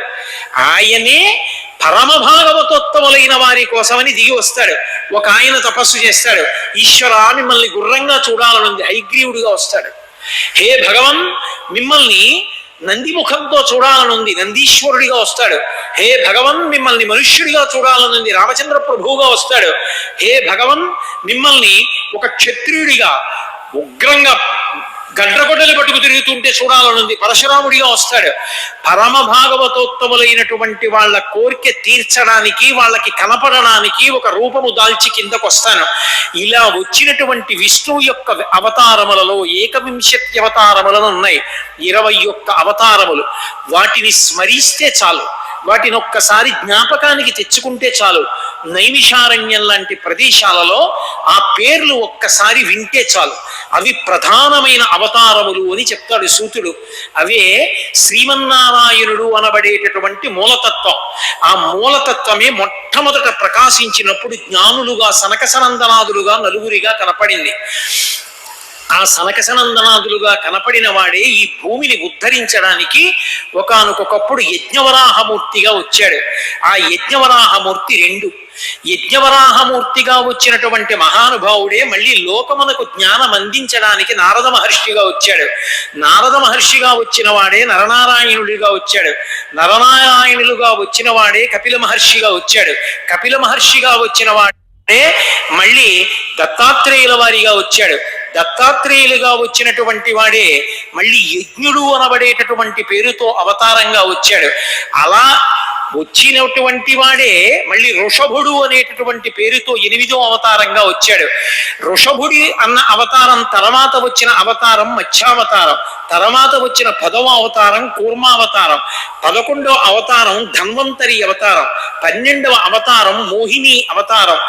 మోహిని అవతారం తర్వాత ఆ ఋషభుడి తర్వాత పృథు మహారాజు గారి యొక్క అవతారం 13. ఆ తర్వాత మోహిని అవతారం తర్వాత వచ్చిన అవతారం నరసింహావతారం. కాబట్టి 14 అవతారాలు. 14 అవతారాల తర్వాత వచ్చిన అవతారం వామనమూర్తి అవతారం 15. వామనుడి తర్వాత వచ్చిన అవతారం పరశురామావతారం 16. పరశురాముడి తర్వాత వచ్చిన అవతారం 17 రామావతారం. రామావతారం తర్వాత వచ్చిన అవతారం 18 బలరామావతారం. బలరామావతారం తర్వాత వచ్చిన అవతారం కృష్ణావతారం 19. 19వ కృష్ణావతారం తర్వాత వచ్చినటువంటి అవతారం గయా పట్టణంలో వచ్చిన బుద్ధావతారం.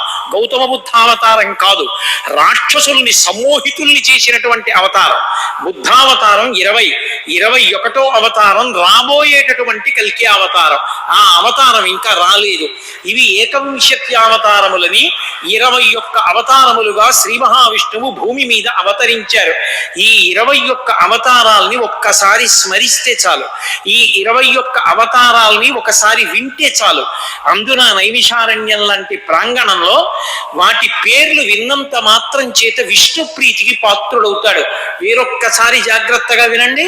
మొట్టమొదట ఆదినారాయణుడు సనకసనందనాదులు, దాని తర్వాత వచ్చినటువంటిది యజ్ఞవరాహావతారం, యజ్ఞవరాహావతారం తర్వాత నారదుడు, నారదుడి తర్వాత నరనారాయణుడు, నరనారాయణుల తర్వాత వచ్చినటువంటిది కపిలావతారం, కపిలావతారం తర్వాత దత్తాత్రేయావతారం, దత్తాత్రేయావతారం తర్వాత యజ్ఞావతారం, యజ్ఞుని యొక్క అవతారం తర్వాత వృషభావతారం, వృషభావతారం తర్వాత వచ్చింది పృథు మహారాజు గారి అవతారం, పృథు మహారాజు గారి అవతారం తర్వాత వచ్చినటువంటి అవతారం మత్స్యావతారం, తర్వాత కూర్మావతారం, తర్వాత ధన్వంతరి, తర్వాత మోహిని, తర్వాత నరసింహుడు, తర్వాత వామనమూర్తి, తర్వాత పరశురాముడు, తర్వాత రాముడు, తర్వాత రామచంద్రమూర్తి, తర్వాత బలరాముడు, బలరాముడి తర్వాత కృష్ణ భగవానుడు, కృష్ణ భగవానుడి తర్వాత ఏకకాలంలో 2 అవతారాలు ఉంటూ ఉండొచ్చు వీటిల్లో.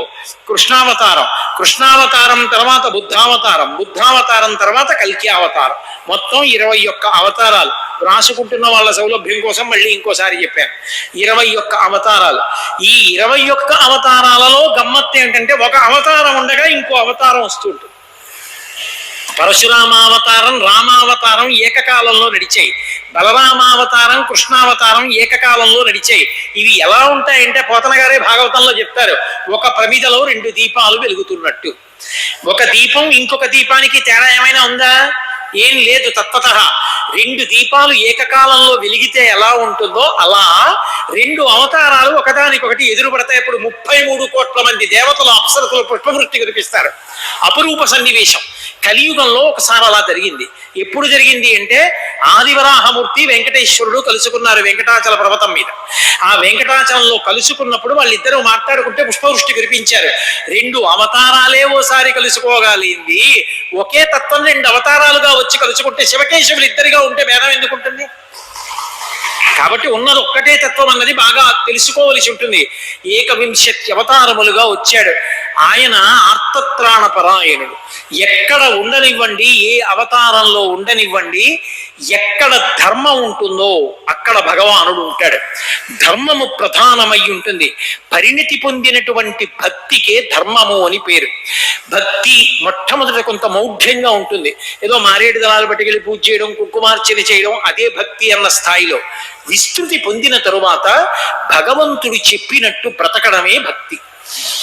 ఆయన చెప్పినట్టు బ్రతకడం భక్త్యా? ఆయన పాదాల మీద పువ్వులేసి ఆయన వద్దన్న పనులన్నీ చేయడం భక్త్యా? ఏది భక్తి? ఎవరిని చూసి చిరాకు పడతాడు?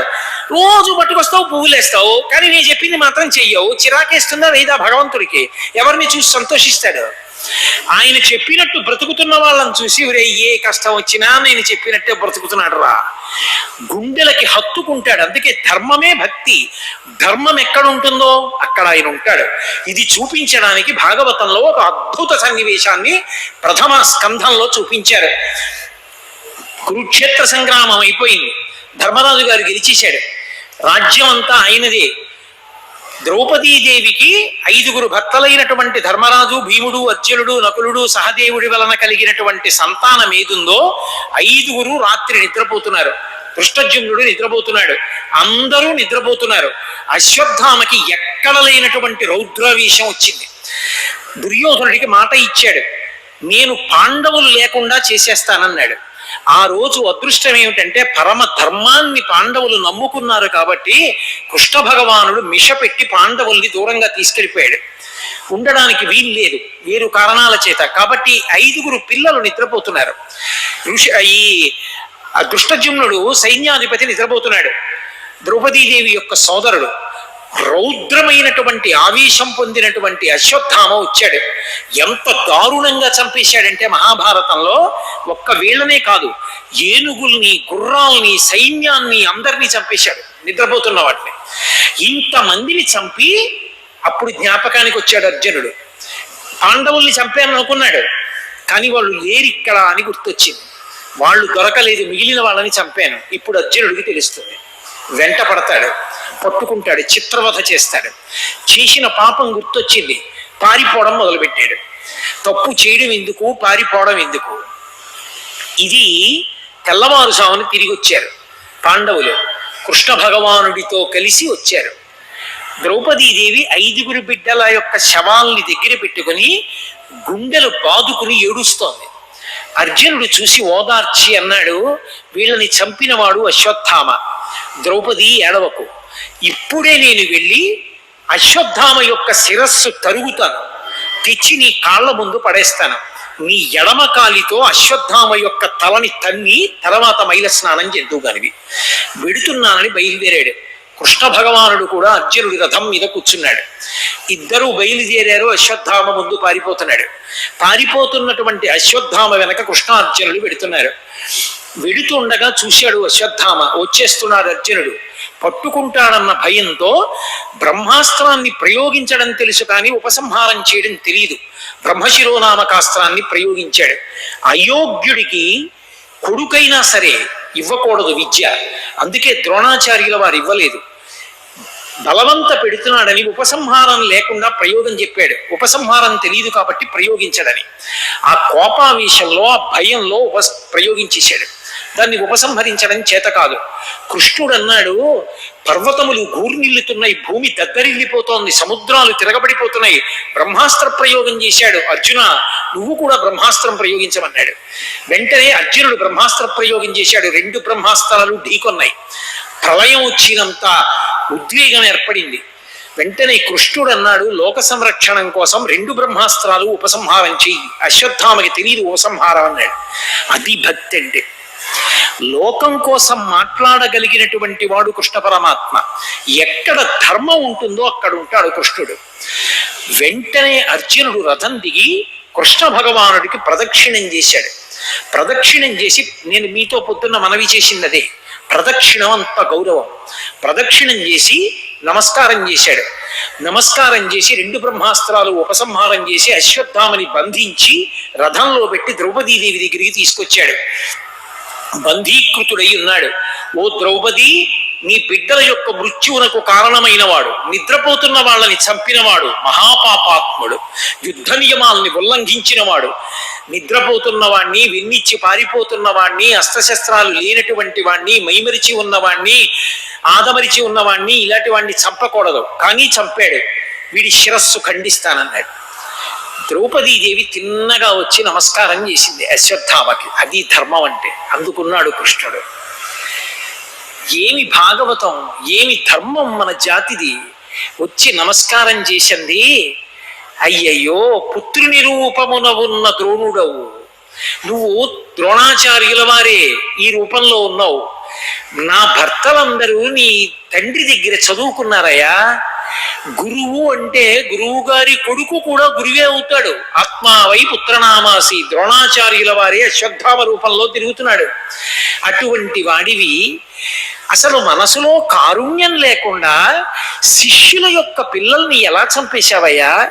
ఉద్రేకంబునరారు శస్త్రధరులై యుద్ధావనిందేరు, కించిత్ ద్రోహంబును నీకు చేయరు, బలోచ్చేకంబునం చీకటిన్ భద్రాకారుల చిన్నిపాపల రణ ప్రౌఢ క్రియాహీనులన్ నిద్రాసక్తుల సంహరింపనకట నీ చేతులు ఇట్లాడెనో. ఉద్రేకంబునరారు, ఎక్కడ ఒక్క నిందావాక్యం పలకలేదు. ఎందుకని? గురుస్వరూపం. ఎదురుగుండా ఉన్నది గురువు. ద్రోణాచార్యుల వారు కదండి గురువు. ద్రోణుడి కొడుకు కూడా గురువే. గురుపుత్రుడు గురువు కింద లెక్క. గురువు, గురుపత్ని, గురుపుత్రుడు ముగ్గురు గురువు కింద లెక్క శాస్త్రంలో. అందుకని వెంటనే నమస్కారం చేసి అంటోంది, వాళ్ళేమి పిల్లలు, ఉద్రేకంబునరారు, వాళ్ళేం కోపంతో రాలేదు, వాళ్ళకేమీ శస్త్రాలు చేతిలో లేవు, వాళ్ళు నీ మీద పడలేరు. బలోచ్చేకంబునం చీకటిన్ నిద్రాసక్తుల నిద్రపోతున్నారు, బలవంతులు కారు, చిన్ని పాపలు, రణప్రౌఢ క్రియాహీనులం, యుద్ధం చేయడం చేత కాదు, అలాంటి వాళ్ళని సంహరింపనకట నీ చేతులు ఇట్లాడెనో, చంపేయడానికి నీ చేతులు ఎట్లా వచ్చాయ్యా అని అడిగి అర్జునుడి వంక తిరిగి ధర్మరాజు వంక తిరిగి అంది, ద్రోణాచార్యుల వారు చనిపోయారు, మన గురువు. అటువంటి ద్రోణుడు మరణించాడు. సువాసిని పూజ, బాల పూజ అని చేస్తుంటాం. సువాసిని బాల పూజ వేరు కల్పాలు ఉన్నాయి. మన ఇష్టం వచ్చిన నామాలతో చేయకూడదు ఆ పూజలు రెండు. బాల పూజ చేస్తే 28 నామాలే చెప్పాలి. సువాసిని పూజ చేస్తే 116 నామాలు చెప్పాలి. 116 నామాలు చెప్పేటప్పుడు గురుభక్తిరతాయై నమః అనొక నామం, అది ఇల్లాలికే పూజ. లక్ష్మీదేవి నామాలు, లలితాదేవి నామాలు సువాసిని పూజలో చెప్పకూడదు. గురుభక్తిరతాయై నమః, తన భర్తలకి గురువు ఎవరుంటాడో ఆయన యందు ఆమె కూడా గురువు గారిన అంత గౌరవంగా ఉంటుంది. అది ద్రౌపదీదేవి ధర్మం. అందుకే నమస్కారం చేసింది. ద్రోణాచార్యుల వారు శరీరం విడిచిపెట్టాడు యుద్ధరంగంలో. ఆయన చనిపోగానే గురుపత్ని కూడా సతీసాగమనం చెయ్యాలి, ఆయన శరీరంతో పాటు కాలిపోవాలి. కానీ మరణించలేదు, బ్రతికుంది. ఎందుకు బ్రతికుందో తెలుసా? కొడుకు అశ్వత్థామ కోసం బతికుంది. ఇవాళ కొడుకులు చచ్చిపోయి నేనేడుస్తున్నాను, నా ఏడుపుకి ఎలాగో ఇక బిడ్డలు రారు కాబట్టి నేనేడుస్తున్నాను. కానీ ఆవిడ ఏడుపు, ఏ కొడుకు కోసం బతికున్నానో వాణ్ణి నా శిష్యులే చంపేస్తున్నారు, కాసేపట్లో చచ్చిపోతాడు కొడుకు. అప్పుడు ఎంత వ్యగ్రత ఉంటుంది ఆ ఏడుపులో. అయ్యో చచ్చిపోతాడు కొడుకని ఎంత ఏడుస్తోందో ఆవిడ. కాబట్టి ఆమె యొక్క బాధ ఏమిటో అర్థం చేసుకోండి. ఈయన్ని చంపకూడదు, ఎందుకని? బ్రాహ్మణుడు, పైగా గురుపుత్రుడు, ఈయన్ని చంపేస్తే వంశం నశించిపోతుంది కాబట్టి చంపకూడదయా. అక్కట పుత్రశోక జనితాకుల భార విషణ్ణ చిత్తనై పొక్కుచునున్న భంగి నినుబోర కిరీటి నిబద్ధు చేసి నేడిక్కడ కిచ్చి తెచ్చుట సహింపనిదై భవదీయ మాత నేడెక్కడ ఎట్టి శోకమున ఏక్రియ ఎట్టుచు పొక్కుచున్నదో. ఎంత గొప్పగా మాట్లాడిందో తల్లి. భవదీయ మాత, మీ అమ్మగారు ఎక్కడ ఏడుస్తోందో పిచ్చి తల్లి. అయ్యో చంపేస్తున్నారు నా కొడుకునని. తప్పయ్యా, గురుపుత్రుడు. ఆయన తప్పు చేశాడా? ఆయన అనుభవిస్తాడు. మనం తప్పు చేస్తే మనం అనుభవిస్తాం, వంశం అంతా నాశనం అయిపోతుందయా. తప్పు. బ్రాహ్మణుడు గురుపుత్రుడు చంపకూడదు, వదిలేయండి. ధర్మరాజు గారు విని పొంగిపోయాడు. అబ్బా, ఇంత కష్టంలో ఎంత ధర్మం చెప్పావు ద్రౌపది, ఎవరు చెప్తారు? ఆడది చెప్పగలదు, నువ్వు చెప్పావు. ఇది ఈ దేశం యొక్క గొప్పతనం. నువ్వు చెప్పింది సత్యం, చంపకూడదు అశ్వత్థామని. అర్జునుడు అంగీకరించాడు, నకులుడు అంగీకరించాడు, సహదేవుడు అంగీకరించాడు. కానీ భీమసేనుడు లేచి అన్నాడు, కొడుకులు పట్టి చంపెనని కోపమునందదు వెర్రిది ద్రౌపది, వీడు విప్రుడే, విడువగనేలా వీనినిటి మీరలు చంపరేని నా పిడికిటి పోటులను వీని శిరము భిన్నము చేసద చూడుందరు. ఇటు కొడుకులు మన కొడుకుల్ని పట్టుకు చంపేసిన వాడిని పట్టుకుని వదిలేండి వదిలేండి వదిలేండి గురుపుత్రుడు అంటుంది అంటే. మరి ఆయనకు ఉండక్కర్లా ధర్మం? మీరు చంపేస్తారా? నా శిరస్సు యొక్క పోటుతో 1000 ముక్కలు చేయనా వీడి తలకాయ, చెప్పండి ఏదో ఒకటి అన్నాడు. చూశాడు మహానుభావుడు కృష్ణ పరమాత్మ. చంపేయడం తేలిక, ఆవేశంలో చంపేశారనుకోండి, పాపం కట్టి కుడిపేసిన నాళ్ళిక పరీక్షిత్తు కూడా మిగలడు. ధర్మం అన్నది లేకపోతే కృష్ణుడు వెళ్ళిపోతాడు అంతే. చెప్పిన మాట వినడం ధర్మం తప్ప కేవలం పూజ చేయడం ఒకటే ధర్మం అవ్వదు. ధర్మంలో అంతర్భాగం పూజ అవుతుంది. కాబట్టి పరుగు పరుగున వచ్చాడు. వచ్చి అర్జునుడితో మాట్లాడాడు. భీముడి వంక చూసి నవ్వాడు. హాస్యోక్తులాడి అర్జునుడి వంక తిరిగి అన్నాడు, నిజమే, భీముడు చెప్పింది కూడా తప్పు లేదు. ఇతను చేసింది మహాదోషం. అవ్యుడు కాడు శిశుహంత దురాత్మకుడు అతతాయి హంతవ్యుడు బ్రహ్మబంధుడది తప్పదు నిక్కము బ్రాహ్మణోన హంతవ్యమటంచు వేద విదితంబకు కావన ధర్మదృష్టి కర్తవ్యము వీని కాచుట యథాస్థితి చూడుము పండవోత్తమ. ఏమి పద్యాలండి పోతన గారి పద్యాలు, యథాతథంగా తీసుకున్నారు. బ్రాహ్మణోన హంతవ్యమటంచు అవ్యుడు కాడు శిశుహంత దురాత్మకుడు అతతాయి. ఆతతాయి అన్నమాట పోతన గారు వాడారు. అవ్యుడు వీణ్ణి క్షమించకూడదు, శిశువుల్ని చంపాడు, పరమ దుర్మార్గుడు, మహాపాతకం చేశాడు, సంతోషల బారై వెలిసింది. బ్రహ్మబంధుడది తప్పదు నిక్కము, బ్రాహ్మణుడు. అది కూడా జ్ఞాపకం పెట్టుకోవాలి. గురువు గారి కొడుకు. బ్రాహ్మణో నహంతవ్యమటంచు వేద విదితంబగు కావన, బ్రాహ్మణుణ్ణి చంపకూడదు అని వేదం చెప్తోంది. వేదం ప్రమాణం. కాబట్టి వేదం ఎలా చెప్పిందో మనం అలా బతకాలి. మరి వదిలేస్తే ఆ పాపం అశ్వత్థామని కట్టి కుడుపుతుంది, కట్టి కుడిపింది. అందుకే కృష్ణ భగవానుడు శాపవాక్కు విడిచిపెట్టాడు. చిరంజీవి కానీ ఎవరూ చూడాలని కోరుకోరు, అశ్వత్థామని చూద్దామని ఎవరూ కోరుకోరు. ఉగ్రభూతమై తిరుగుతుంటాడు హిమాలయ పర్వతాల్లో ఇప్పటికీ. కాబట్టి బ్రాహ్మణో నహంతవ్యమటంచు వేద విదితంబుగా ఉన్న ధర్మ దృష్టి కర్తవ్యము విని కాచుట. ధర్మ దృష్టితో చూసినప్పుడు ఏది కర్తవ్యం కాపాడాలి. కావున యథాస్థితి చూడుము పాండవోత్తమ, పాండవులలో ఉత్తముడైన ఓ అర్జునుడా ఏది చెయ్యాలో చెయ్యి. ఇప్పుడు వదిలిపెట్టేసి అందుకుని ఆయన ఎంత గొప్ప పని చేశాడంటే, విశ్వశ్చిచ్చుడు చక్రసూరుడు మహావీరుండు ఘోరాసిచే అశ్వత్థామ శిరోజముల్ తడిగి చూడంతర్మహారత్నమున్ శశ్వత్కీర్తి వెలుంగ పుచ్చుకొని పాచవ్రాత బంధంబుల రొట్టితోచే శిబిరోర్మీ భాగంబునన్ బాసిపోర్. ఆయన వెంటనే తన యొక్క కత్తి తీసి అశ్వత్థామ యొక్క వెంట్రుకలన్నీ తల మీదవి తరిగేసి లోపల ఒక రత్నం జన్మతః వెలుగుతూ ఉంటుంది, దాన్ని ఊడబెరికి తాను పుచ్చుకుని కట్టినటువంటి బంధాలన్నీ విప్పేసి శిబిరం అవతలకి ఒక్క తోపు తోసి పడిపోయేటట్టుగా పంపించేశాడు. ఎంత అవమానం! రత్నం తీసేశాడు. బతికున్నట్ట చచ్చిపోయినట్ట? బతికున్నట్టే, కానీ కీర్తి విషయంలో చచ్చిపోయాడంతే. చేసి అర్జునుడు విడిచిపెట్టాడు. ఇప్పుడు తనకి దోషం రాలేదు. ఇది విన్నాడు భీష్మాచార్యుల వారు. ఇది భాగవతం అంటే. ఎక్కడున్నాడు భీష్ముడు? అంపశయ్య మీద పడుకుని ఉన్నాడు. అంపశయ్య మీద ఎందుకు పడుకుని ఉండాలి? అర్జునుడు అలా కొట్టాడు బాణాలు, తలొక్కటి వదిలేశాడు. తలొక్కటి వదిలి ఈ శిరస్సు యొక్క కింది భాగం మెడ కింద నుంచి కొట్టాడు బాణాలు. కొడితే శరీరం అంతా పంజరం అయిపోయింది. పంజరం అయిపోతే రథంలోంచి డుళ్ళి కింద పడిపోయాడు. కింద పడిపోతే ఆ బాణముల యొక్క పరంజా మీదే ఉండిపోయాడు. తల కింద ఏదైనా ఒకటి ఆంచుకోవాలి కాబట్టి ఏర్పాటు చేశాడు అర్జునుడు బాణములతోటి. దాని మీద తల పెట్టుకున్నాడు. ఉత్తరాయణ పుణ్యకాలం కోసం ఎదురు చూస్తున్నాడు. అది కూడా గంగాదేవి చూసి గబగబా మహర్షుల్ని హంసల రూపాల్లో పంపించింది. దక్షిణాయనం దక్షిణాయనం అని అరిచారు వాళ్ళు. ఉత్తరాయణం కోసం ఆగాడు. యుద్ధరంగంలో ఉన్నాడు. ఒకానొక రోజున ధర్మరాజు గారు ఆ కృష్ణ భగవానుడి దర్శనం చేయడానికి వెళ్ళాడు. అంటే కొంత భారతంలోంచి చెప్తున్నాను నేను. వెళ్ళేటప్పటికీ యోగ ముద్రలో కృష్ణ భగవానుడు కూర్చుని ఉన్నాడు. ఒళ్ళంతా రోమాంచితమై వెంట్రుకలు నిక్కపొడుచుకుని ఉన్నాయి కృష్ణుడికి. యోగముద్రలో కూర్చున్నాడు కదా అని ధర్మరాజు గారు నెమ్మదిగా ఊరుకున్నాడు. కాసేపటికి కళ్ళు తెరిచాడు కృష్ణుడు.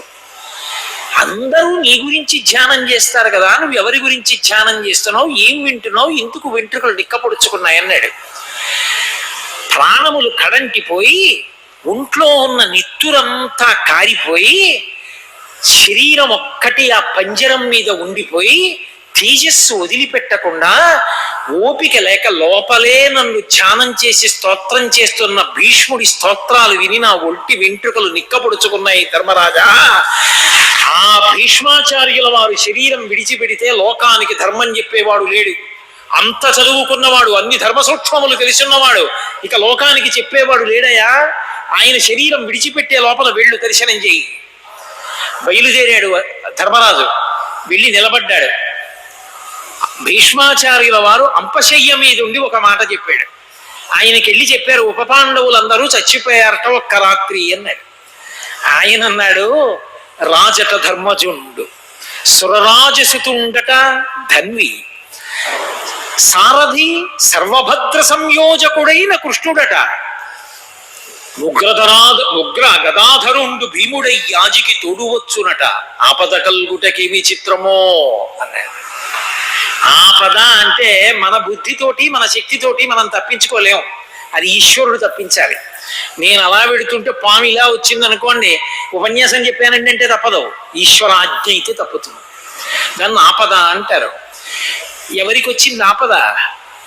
రాజట ధర్మజుండు. ఇప్పుడు దుర్యోధనుడు కాడు, సమస్త మహీమండలానికి ధర్మరాజు గారు రాజు. సురరాజసుతుండట ధన్వి, దేవేంద్రుడి కొడుకు, చేతిలో ధనస్సున్నవాడు, అర్జునుడు పక్కన ఉంటాడు. ఇవన్నీ ఒకెత్తు. సారథి సర్వభద్ర సంయోజకుడైన కృష్ణుడట, రథాన్ని నడిపేటటువంటి సారథి, అందరికీ భద్రతని కల్పించగలిగినటువంటి కృష్ణ భగవానుడు. ఉగ్ర గదాధరుండై యాజికి తోడువచ్చునట, చేతిలో గదాదండాన్ని పట్టుకుని కోపంగా తిప్పుతుండే భీమసేనుడు ఎప్పుడూ అర్జునుడితో ఉంటాడు ధర్మరాజుతోటి. ఇటువంటి వాడికి ఆపద కల్గుటకి విచిత్రమో. ఈయన పిల్లలే చచ్చిపోయారంటే లోకంలో ఆపద అంటే ఎంత భయంకరంగా ఉంటుందో. అది తప్పించగలిగిన వాడు భగవంతుడు ఒక్కడే. సరే, అర్జునుడు వెళ్ళాడు, ధర్మరాజు వెళ్ళాడు, కృష్ణ భగవానుడు వెళ్ళాడు. అంపశయ్య మీద పడుకుని భీష్మాచార్యుల వారు శ్రీకృష్ణుణ్ణి స్తోత్రం చేశారు. నైమిషారణ్యం లాంటి చోట భాగవతంలో వినడం అంటే అదిగో ఆ స్తోత్రం వినాలి. అందున ఇవాళ శరత్కాల పౌర్ణమి, అద్భుతమైనటువంటి రోజు. భీష్ముడు ఎదురుగుండా ఉన్న కృష్ణ భగవానుడి వంక చూస్తూ చెప్పాడు మహానుభావుడు, త్రిజగన్మోహన నీలకంతి తను ఉద్దీపింప ప్రభాత నీరజబంధు ప్రభమైన చేలముపయిన్ రంజిల్ల నీలాలకవ్రజ సంయుక్త ముఖార విందమతి సేవ్యంబై విజృంభింప మా విజయుంచేరుడు వన్యకాడు మది నావేశించు నెల్లప్పుడు అన్నాడు. త్రిజగన్మోహన నీలకాంతి, మూడు లోకములను కూడా మోహింప చెయ్యగలిగినటువంటి నల్లటి కాంతితో ఉండేటటువంటి వాడు. నీలకాంతితను ఉద్దీపింప ప్రభాత నీరజబంధు ప్రభమైన చేలము పైన్ రంజిల్ల, ప్రభాత కాలంలో ఉండేటటువంటి సూర్యబింబం యొక్క బంగారు కాంతులు ఎలా ఉంటాయో అటువంటి ఉత్తరీయం కప్పుకున్నవాడు. ప్రాభాత నీరజ బంధు ప్రభమైన చేలము పైన్ రంజిల్ల నీలాలక వ్రజ సంయుక్త ముఖార విందమతి సేవ్యంపై విజృంభింప. ఆ ముంగురులు వచ్చి నుదుటి మీద ఇలా పడుతుంటే అలా పడుతున్నటువంటి ముంగురులతో కూడుకుని సారథ్యం చేస్తున్నటువంటి ఆ కృష్ణుడున్నాడే, ఆ కృష్ణ భగవానుండి నా మనసు ఆవహించుగాక. హయరింకాముక ధూళి ధూసర పరిన్యస్తాల కోపేతమై రయజాత శ్రమతోజ బిందుయుతమై రంజిల్లు నిమ్మోముతో జయమం పార్థనకిచ్చు వెట్కనని నా శస్త్రాహుతించాల నొచ్చయు బోరించు మహానుభావు మదిలో చింతింతు నశ్రాంతము. హయరింకాముక ధూళి ధూసర పరిన్యస్తాల కోపేతమై, ఆయన కర్మ మహామహులకి భూదేవి అంతటిది గోరూపాన్ని పొంది ప్రార్థన చేస్తే వాణి వినపడుతుంది తప్ప ఆయన యొక్క కాలి బొటన వేలి కోతి కాంతి కనపడదు. సూర్యులు తొల్లి ఏ విభిని శోభిత పాదనక ప్రభావళించేరి భవంధకారముల చిక్కక ఉందురు వట్టి దేవునిన్ వైరముతోడనైన గెలువం నన్ను పంపి శుభంబు చేసి నిష్కారణమైన ప్రేమగిది కంసుని పోలు సకుండు కల్గునే అంటాడు క్రూరుడు. అటువంటి మహానుభావుడు కాలి కోటి కాంతి కనపడదో అటువంటి శ్రీకృష్ణ పరమాత్మ తనని నమ్ముకున్నటువంటి పాండవుల్ని కాపాడాలని అంత ప్రచండమైనటువంటి యుద్ధరంగంలో పగ్గాలు చేత్తో పట్టుకుని యుద్ధంలో నడుపుతుంటే పెద్ద పెద్ద కేకలు, అరుపులు, పుడుచుకోవడాలు, చావడాలు, ఏనుగులు, కీంకారాలు. ఇందులో వెనక కూర్చున్న అర్జునుడికి ముందు కూర్చున్నటువంటి కృష్ణుణ్ణి ఎప్పుడైనా కృష్ణ ఇటు కాదు రథం అటు అని చెప్పవలసి వచ్చింది అనుకోండి, ఆయన కవ్వడి ఇలా పట్టుకుని ఉంటే ఎడం చేత్తో ఇలా కొట్టచ్చు, ఇటు అని భుజం మీద ఠప్ అని కొడితే వెనక్కి తిరిగి చూడవలసి రావచ్చు. ఒక్కొక్కచో యుద్ధంలో నియమం ఉంటుంది. సారథిని పిలవవలసి వస్తే రెండు చేతులతో బాణం వేస్తూ చుట్టూ వీరులు నిలబడి ఉంటే సారథిని పిలవవలసి వస్తే పాదం ఎత్తి పొడుస్తారు ఇలా డొక్కలో. పొడిస్తే సారథి వెనక్కి తిరుగుతాడు. యుద్ధంలో ధర్మం యుద్ధంలోదే.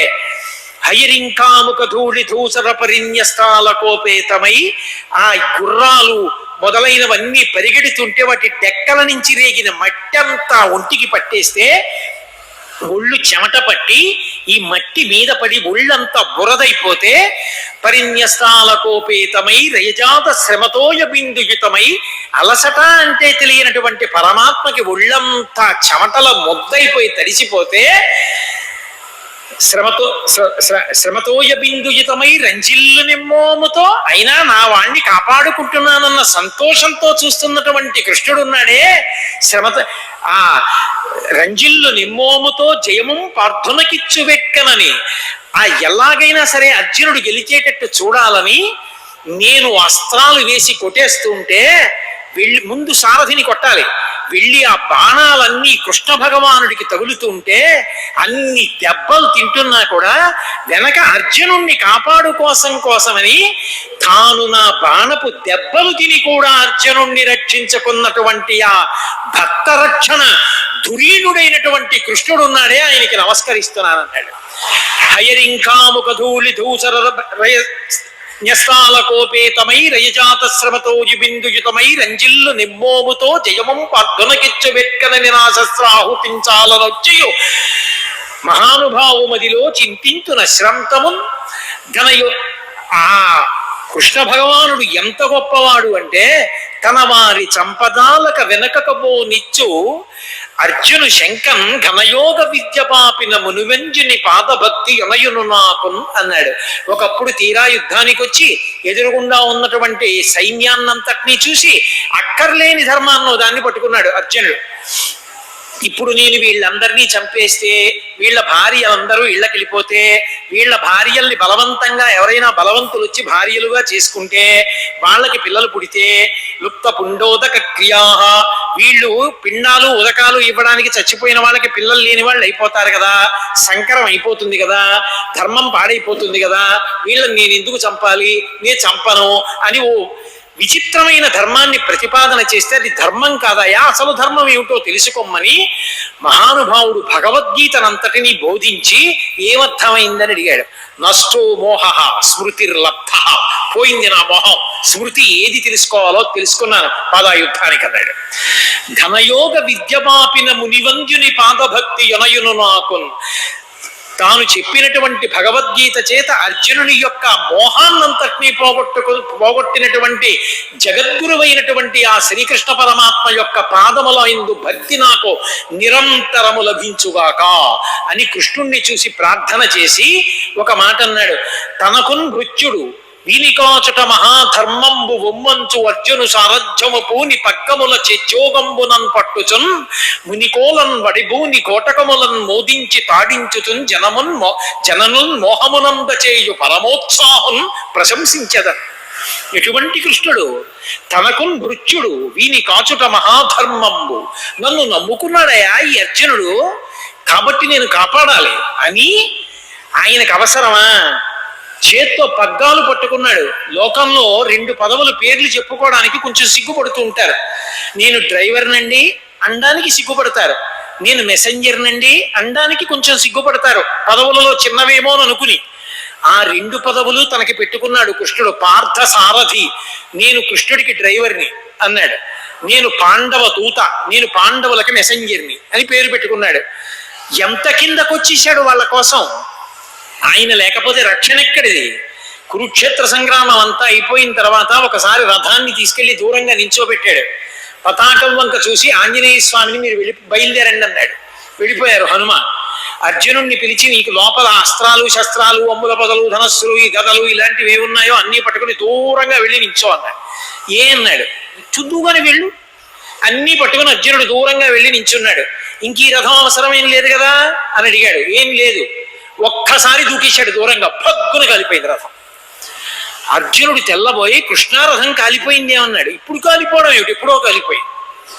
భీష్మ ద్రోణ కర్ణ శల్య మహానుభావులు వేసినటువంటి అస్త్రాల ధాటికి ఇది కాలిపోయింది. లోపల నువ్వు ఉన్నావని మిగల్చాను, విజయం వచ్చిందని ఇప్పుడు వదిలేశాను కాలిపోమ్మన్నది. కృష్ణుడు లేనిదే పాండవు లేరి, పాండవుల ధర్మం కృష్ణుడు ఉండేట్టు చేసింది.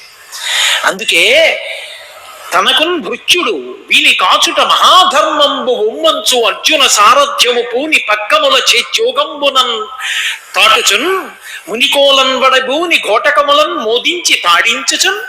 ఏం తేలిక ఉద్యోగం కాదు సారథంటే. గుర్రాలకి కట్టిన పగ్గాలు ఎడంచేత్తో పట్టుకోవాలి. పట్టుకుని గుర్రాలు ఎవరి వైపు వెళ్ళాలో అలా వెళ్ళాలి. ఎవరి దగ్గరికి వెళ్ళినప్పుడు ఎలా రథం వెళ్ళాలో అలాగే వెళ్ళాలి, అంతేగాని ఇంకోలా వెళ్ళకూడదు. ఎదురుగుండా ఎవరో కనబడ్డారు అనుకోండి, ఆయన దగ్గరికి వెళ్ళినప్పుడు ఎలా వెళ్ళినా పర్వాలేదు. ద్రోణాచార్యుల వారు కనబడ్డారు అనుకోండి, రథం ద్రోణాచార్యుల వారిని ఎడం వైపు ఉండేటట్టుగా వెళ్ళకూడదు.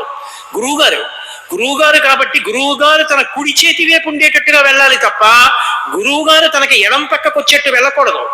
విరాట పర్వంలో అర్జునుడు చెప్తాడు, ఎప్పుడూ నా రథం ద్రోణాచార్యుల వారు నా ఎడం పక్కకు వచ్చేట్టు నడపద్దని చెప్తాడు. గురువు ఎడం పక్కకు ఉండకూడదు, గురువుగారు ఎప్పుడు కుడి పక్కన ఉండాలి. పూజనీయుడు. ప్రదక్షిణం పొద్దున చెప్పాక కుడి పక్కన ఉంచుకోవాలి గురువుని, ఈశ్వరుణ్ణి, పూజని, సాంబారాల్ని, అన్నిటినీ. అందుకని సారథి అంటే ఇవన్నీ తెలిసి ఉండాలి. సారథి అయి ఇలా పగ్గాలు పట్టుకుని అర్జునుడికి ఎవరెవరి పట్ల గౌరవం ఉందో వాళ్ళకి కుడి చేతి వైపు నుంచి తిప్పుతూ జాగ్రత్తగా రథాన్ని తప్పిస్తూ అర్జునుణ్ణి కాపాడుకుంటూ తాను బాణపు దెబ్బలు తింటూ ఒక్కొక్కసారి అవతల వారు వేసినటువంటి అస్త్రం నుంచి కాపాడాడు. ఆయన లేకపోతే ఎక్కడున్నారండి? ఒకప్పుడు నారాయణాస్త్రాన్ని ప్రయోగించాడు. అవతల వైపు నుంచి ప్రయోగిస్తే అర్జునుడితో ఒక్కటే మాట అన్నాడు, దీనికి ఉపసంహారం లేదు, ధనస్సు వదిలేసి దూకేసేయి రథం, నేను దూకేస్తున్నానన్నాడు. అందరూ దూకేశారు, నమస్కారం చేశారు.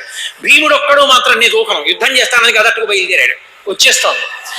గబగబా వెళ్ళి ఏమనుకుంటావు, భీమసేన వస్తున్నది, నారాయణాస్త్రం తీసేసేయి గబగబా అని చెప్పి ఆ గదని పక్కకి తప్పించి నమస్కారం చేయించాడు, వదిలిపెట్టింది.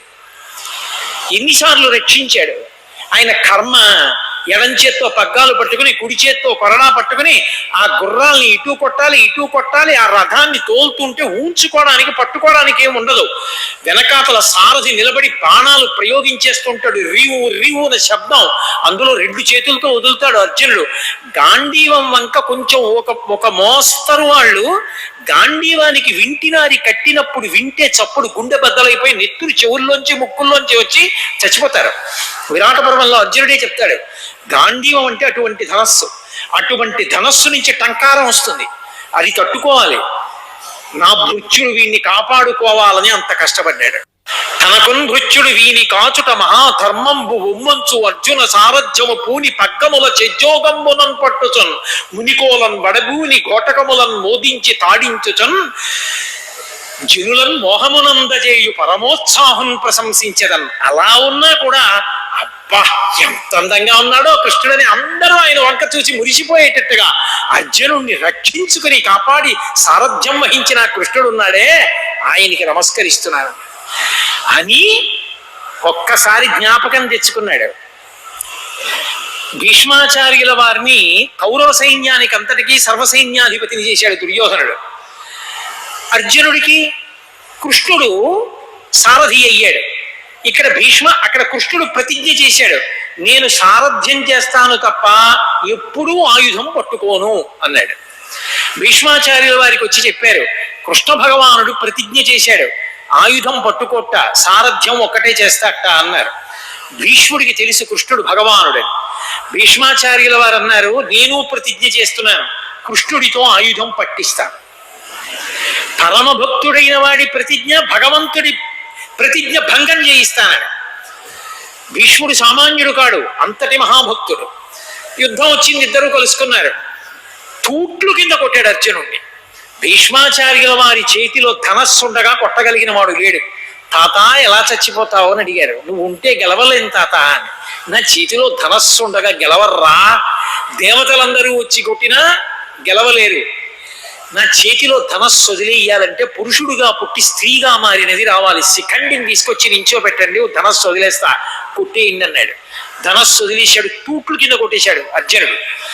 అటువంటి భీష్మాచార్యుల వారు బాణ పరంపర విడిచిపెడుతుంటే అర్జునుడి శరీరం తూట్లు కింద కొట్టాడు. కృష్ణ భగవానుడు వెనక్కి తిరిగి చూశాడు, అర్జునుడి శరీరం పూచిన మోదుగు చెట్టులా ఉంది. నేను ఉండగా నా భక్తుడిని ఇలా కొట్టేస్తున్నాడా, బాణం వేయలేకపోతున్నాడా అర్జునుడు? ఈ భీష్మాచార్యుల వారిని నిగ్రహించగలిగిన శక్తి ఎవరికి లేదా? ఎలా? ఒక్కసారి కోపం వచ్చేసి అర్జునుడిని రక్షించుకోవాలని భీష్ముడే చెప్తాడు అంపశయ్య మీద పడుకుని, కుప్పించి ఎగసిన కుండలంబుల కాంతి గగన భాగం వెల్ల కప్పికొనగా ఉరికిన నోర్వక నుదరంబులో నున్న జగముల వ్రేగున జగతి కదుల చక్రంబు చేబట్టి చనుదించురయమునపై నున్న పచ్చని పటముజార నమ్మితి నాలావునగుబాటు చేయకు మన్నింపుమని క్రీడి మరల దిగువ కరికి లంఘించు సింహంబు కరణి మెరసి నేడు భీష్ముని చంపుదు నిన్ను కాతు విడువు అర్జున ఎటంచు మద్ది శిఖవృష్టి తెరలి చనుదించు దేవుండు దిక్కు నాకు. ఒక్కసారి ఆ అర్జునుడిని కాపాడుకోవాలని రథం మించి దూకేస్తే కృష్ణుడు కుప్పించి ఎగసిన ఆ కోపంతో ఆ పక్కనున్న కర్ర పట్టుకుని ఒక్క దూకు ఎగిరి రథంలోంచి దూకితే ఆ పెట్టుకున్న కుండలాలు ఇలా ఊగేయట. బట్టి కాంతి ఆకాశాన్ని కప్పేసింది, కడుపులో ఉన్న లోకాలన్నీ ఇలా ఊగేయి. గబగబా వచ్చేస్తుంటే పైన వేసుకున్న ఉత్తరీయం జారి కింద పడిపోతోంది. అర్జునుడు రథం మించి దూకేసి పరిగెత్తుకొస్తున్నాడు. వచ్చి ఆ ఉత్తరీయం ఎత్తి పట్టుకుని బావా బావా అని మన్నింపు మన్ని క్రీడి మరల దిగువ. అర్జునుడు చేతకాని వాడైపోతే భీష్ముడు కొట్టేస్తుంటే బాణాలు వేయలేకపోతే కృష్ణుడు ప్రతిజ్ఞాభంగం చేసి చక్రం పట్టుకున్నాడని లోకం చెప్పుకుంటుంది, నా పరుగు పోతుంది, బావా బావా వచ్చే బావా వచ్చే బావా అని వెంటపడుతున్నాడు. వెనక్కి తిరిగి అర్జునుడితోటి, నీ జోలికి వస్తాడా, నిన్ను ఇలా కొడతాడా భీష్మాచార్యుల వారు, ఏమనుకుంటున్నాడు? చూడు ఇవాళ ఏం చేస్తాను, కరికి లంఘించు సింహంబు కరణి మెరచి నేడు భీష్ముని చంపుదు నిన్ను కాపు. పెద్ద మదపుటేనుగు వెళ్ళిపోతుంటే సింహం పరిగెత్తుకొచ్చి దాని యొక్క కుంభస్థలం మీద కూర్చుని తన యొక్క పంజాతో దాని యొక్క కుంభస్థలాన్ని చీల్చి మాంసాన్ని నోట్లో పెట్టుకుని అందులో ఉన్న ముత్యాల్ని వెదజల్లినట్టు ఇవాళ భీష్ముడి రథం మీదకెక్కి భీష్ముడిని చంపేస్తాను. ఏమనుకుంటున్నాడు? కరికి లంఘించు సింహంబు కరణి మెరసి నేడు భీష్ముని చంపుదు నిన్ను కాకు. విడువు మర్జునయటంచు మద్ది శిఖవృష్టి తెరలి తెనదెంచు దేవుండు దిక్కు నాకు. ఆనాడు భక్తుడైనటువంటి అర్జునుణ్ణి రక్షించుకోవడం కోసం తన ప్రతిజ్ఞ కూడా మరిచిపోయి చక్రం పట్టుకుని నన్ను చంపేస్తానని నా మీద పరిగెత్తుకొచ్చేశాడే అర్జునుణ్ణి రక్షించుకోవడానికి, ఆ భక్తవరుదుడైన కృష్ణ భగవానుడికి నమస్కరిస్తున్నానన్నాడు. ఎవరు? అంపశయ్య మీద పడుకున్నటువంటి భీష్ముడు. ఈ పద్యాలు అమృత భాండాలు. ఒక సూర్యుండు సమస్త జీవులకు తానొక్కొక్కడైతోచు పోలిక ఏ దేవుడు సర్వకాలమ మహాలీలం నిజోత్పన్య జన్య కదంబంబుల హృత్సరోరుహములం నానా విధానో రూపకుడై ఒప్పుచునుండు నట్టి హరినే ప్రార్థింతు నశ్రాంతము అంటాడు. ఒక సూర్యుండు సమస్త జీవులకు ఒక్కడే సూర్యుడు, కానీ అందరూ ఆ సూర్యుడిని చూడగానే అందరి హృదయాలనేటటువంటి తామర పువ్వులు ఇలా విచ్చుకుంటాయి. అడిగో సూర్యుడు అని ఆ సూర్యకిరణములు పడితే ఇంతమంది హృదయముల యొక్క తామరలనబడేటటువంటి విచ్చుకునేటట్టు చెయ్యగలిగినటువంటి ఆ ఒక్క సూర్యుడు లాంటి కృష్ణుడు అందరి హృత్పుండరీకముల యందు ఉన్నాడు. అటువంటి మహానుభావుడు ఉన్నాడే, ఆయనకి నమస్కారం చేస్తున్నానని మహానుభావుడు ఆ శరీరం విడిచిపెట్టేయాలి అని నిర్ణయం చేసుకుని భీష్మాష్టమి నాడు బొటన వేలు దగ్గర నుంచి కాలి బొటన వేలు దించి యోగ విద్యతో ప్రాణాల్ని వెనక్కి లాగి లాగి లాగి లాగి చిట్ట చివరికి భేదనం చేసి వాటిని బయటికి తీసుకొచ్చి ఆ ప్రాణాలు అందరూ చూస్తుండగా కృష్ణ భగవానుడిలో ఐక్యమైపోయి అటువంటి భీష్మ పితామహుణ్ణి ఏ ఒక్కరోజైనా ఎప్పుడైనా ఎక్కడైనా భీష్మ చరిత్రలో కొద్ది భాగం స్పృశించేటట్టుగా ఆయన పేరు తలుచుకుంటే చాలు. దేవతలందరూ కూడా సంతోషిస్తారు, పితృదేవతలు కూడా సంతోషిస్తారు. నైమిషారణ్యం లాంటి పవిత్ర ప్రాంగణానికి వచ్చి శరత్కాల పౌర్ణమి లాంటి పర్వదినం నాడు భాగవతం ప్రవచనం ప్రారంభం చేసి భీష్మాచార్యుల వారు చెప్పినటువంటి పద్యాలు, ద్రౌపదీదేవి యొక్క ధర్మం, కృష్ణ భగవానుడి అనుగ్రహం, వీటితో ఇవాల్టి ఉపన్యాసాన్ని పూర్తి చెయ్యాలి అని దాదాపు ప్రారంభం చేసి మూడు గంటలకి దగ్గరికి వచ్చేస్తున్నా. మీ అందరూ ఆసక్తితో కూర్చున్నారని చెప్పాను కదా, భాగవతం చెప్పేటప్పుడు ఆసక్తి లేని వారికి చెప్పవద్దు అని. కాబట్టి ఇవాళ ఇక్కడితో ఈ కార్యక్రమాన్ని పూర్తి చేస్తూ రేపు ఖచ్చితంగా సాయంకాలం 4 గంటలకి ప్రారంభం చేసి మళ్ళీ నా చేత వ్యాస భగవానుడు కృష్ణ భగవానుడు ఏది పలికిస్తే అది పలుకుతాను, ఏది పలికినా అది భాగవతంలోంచే పలుకుతాను.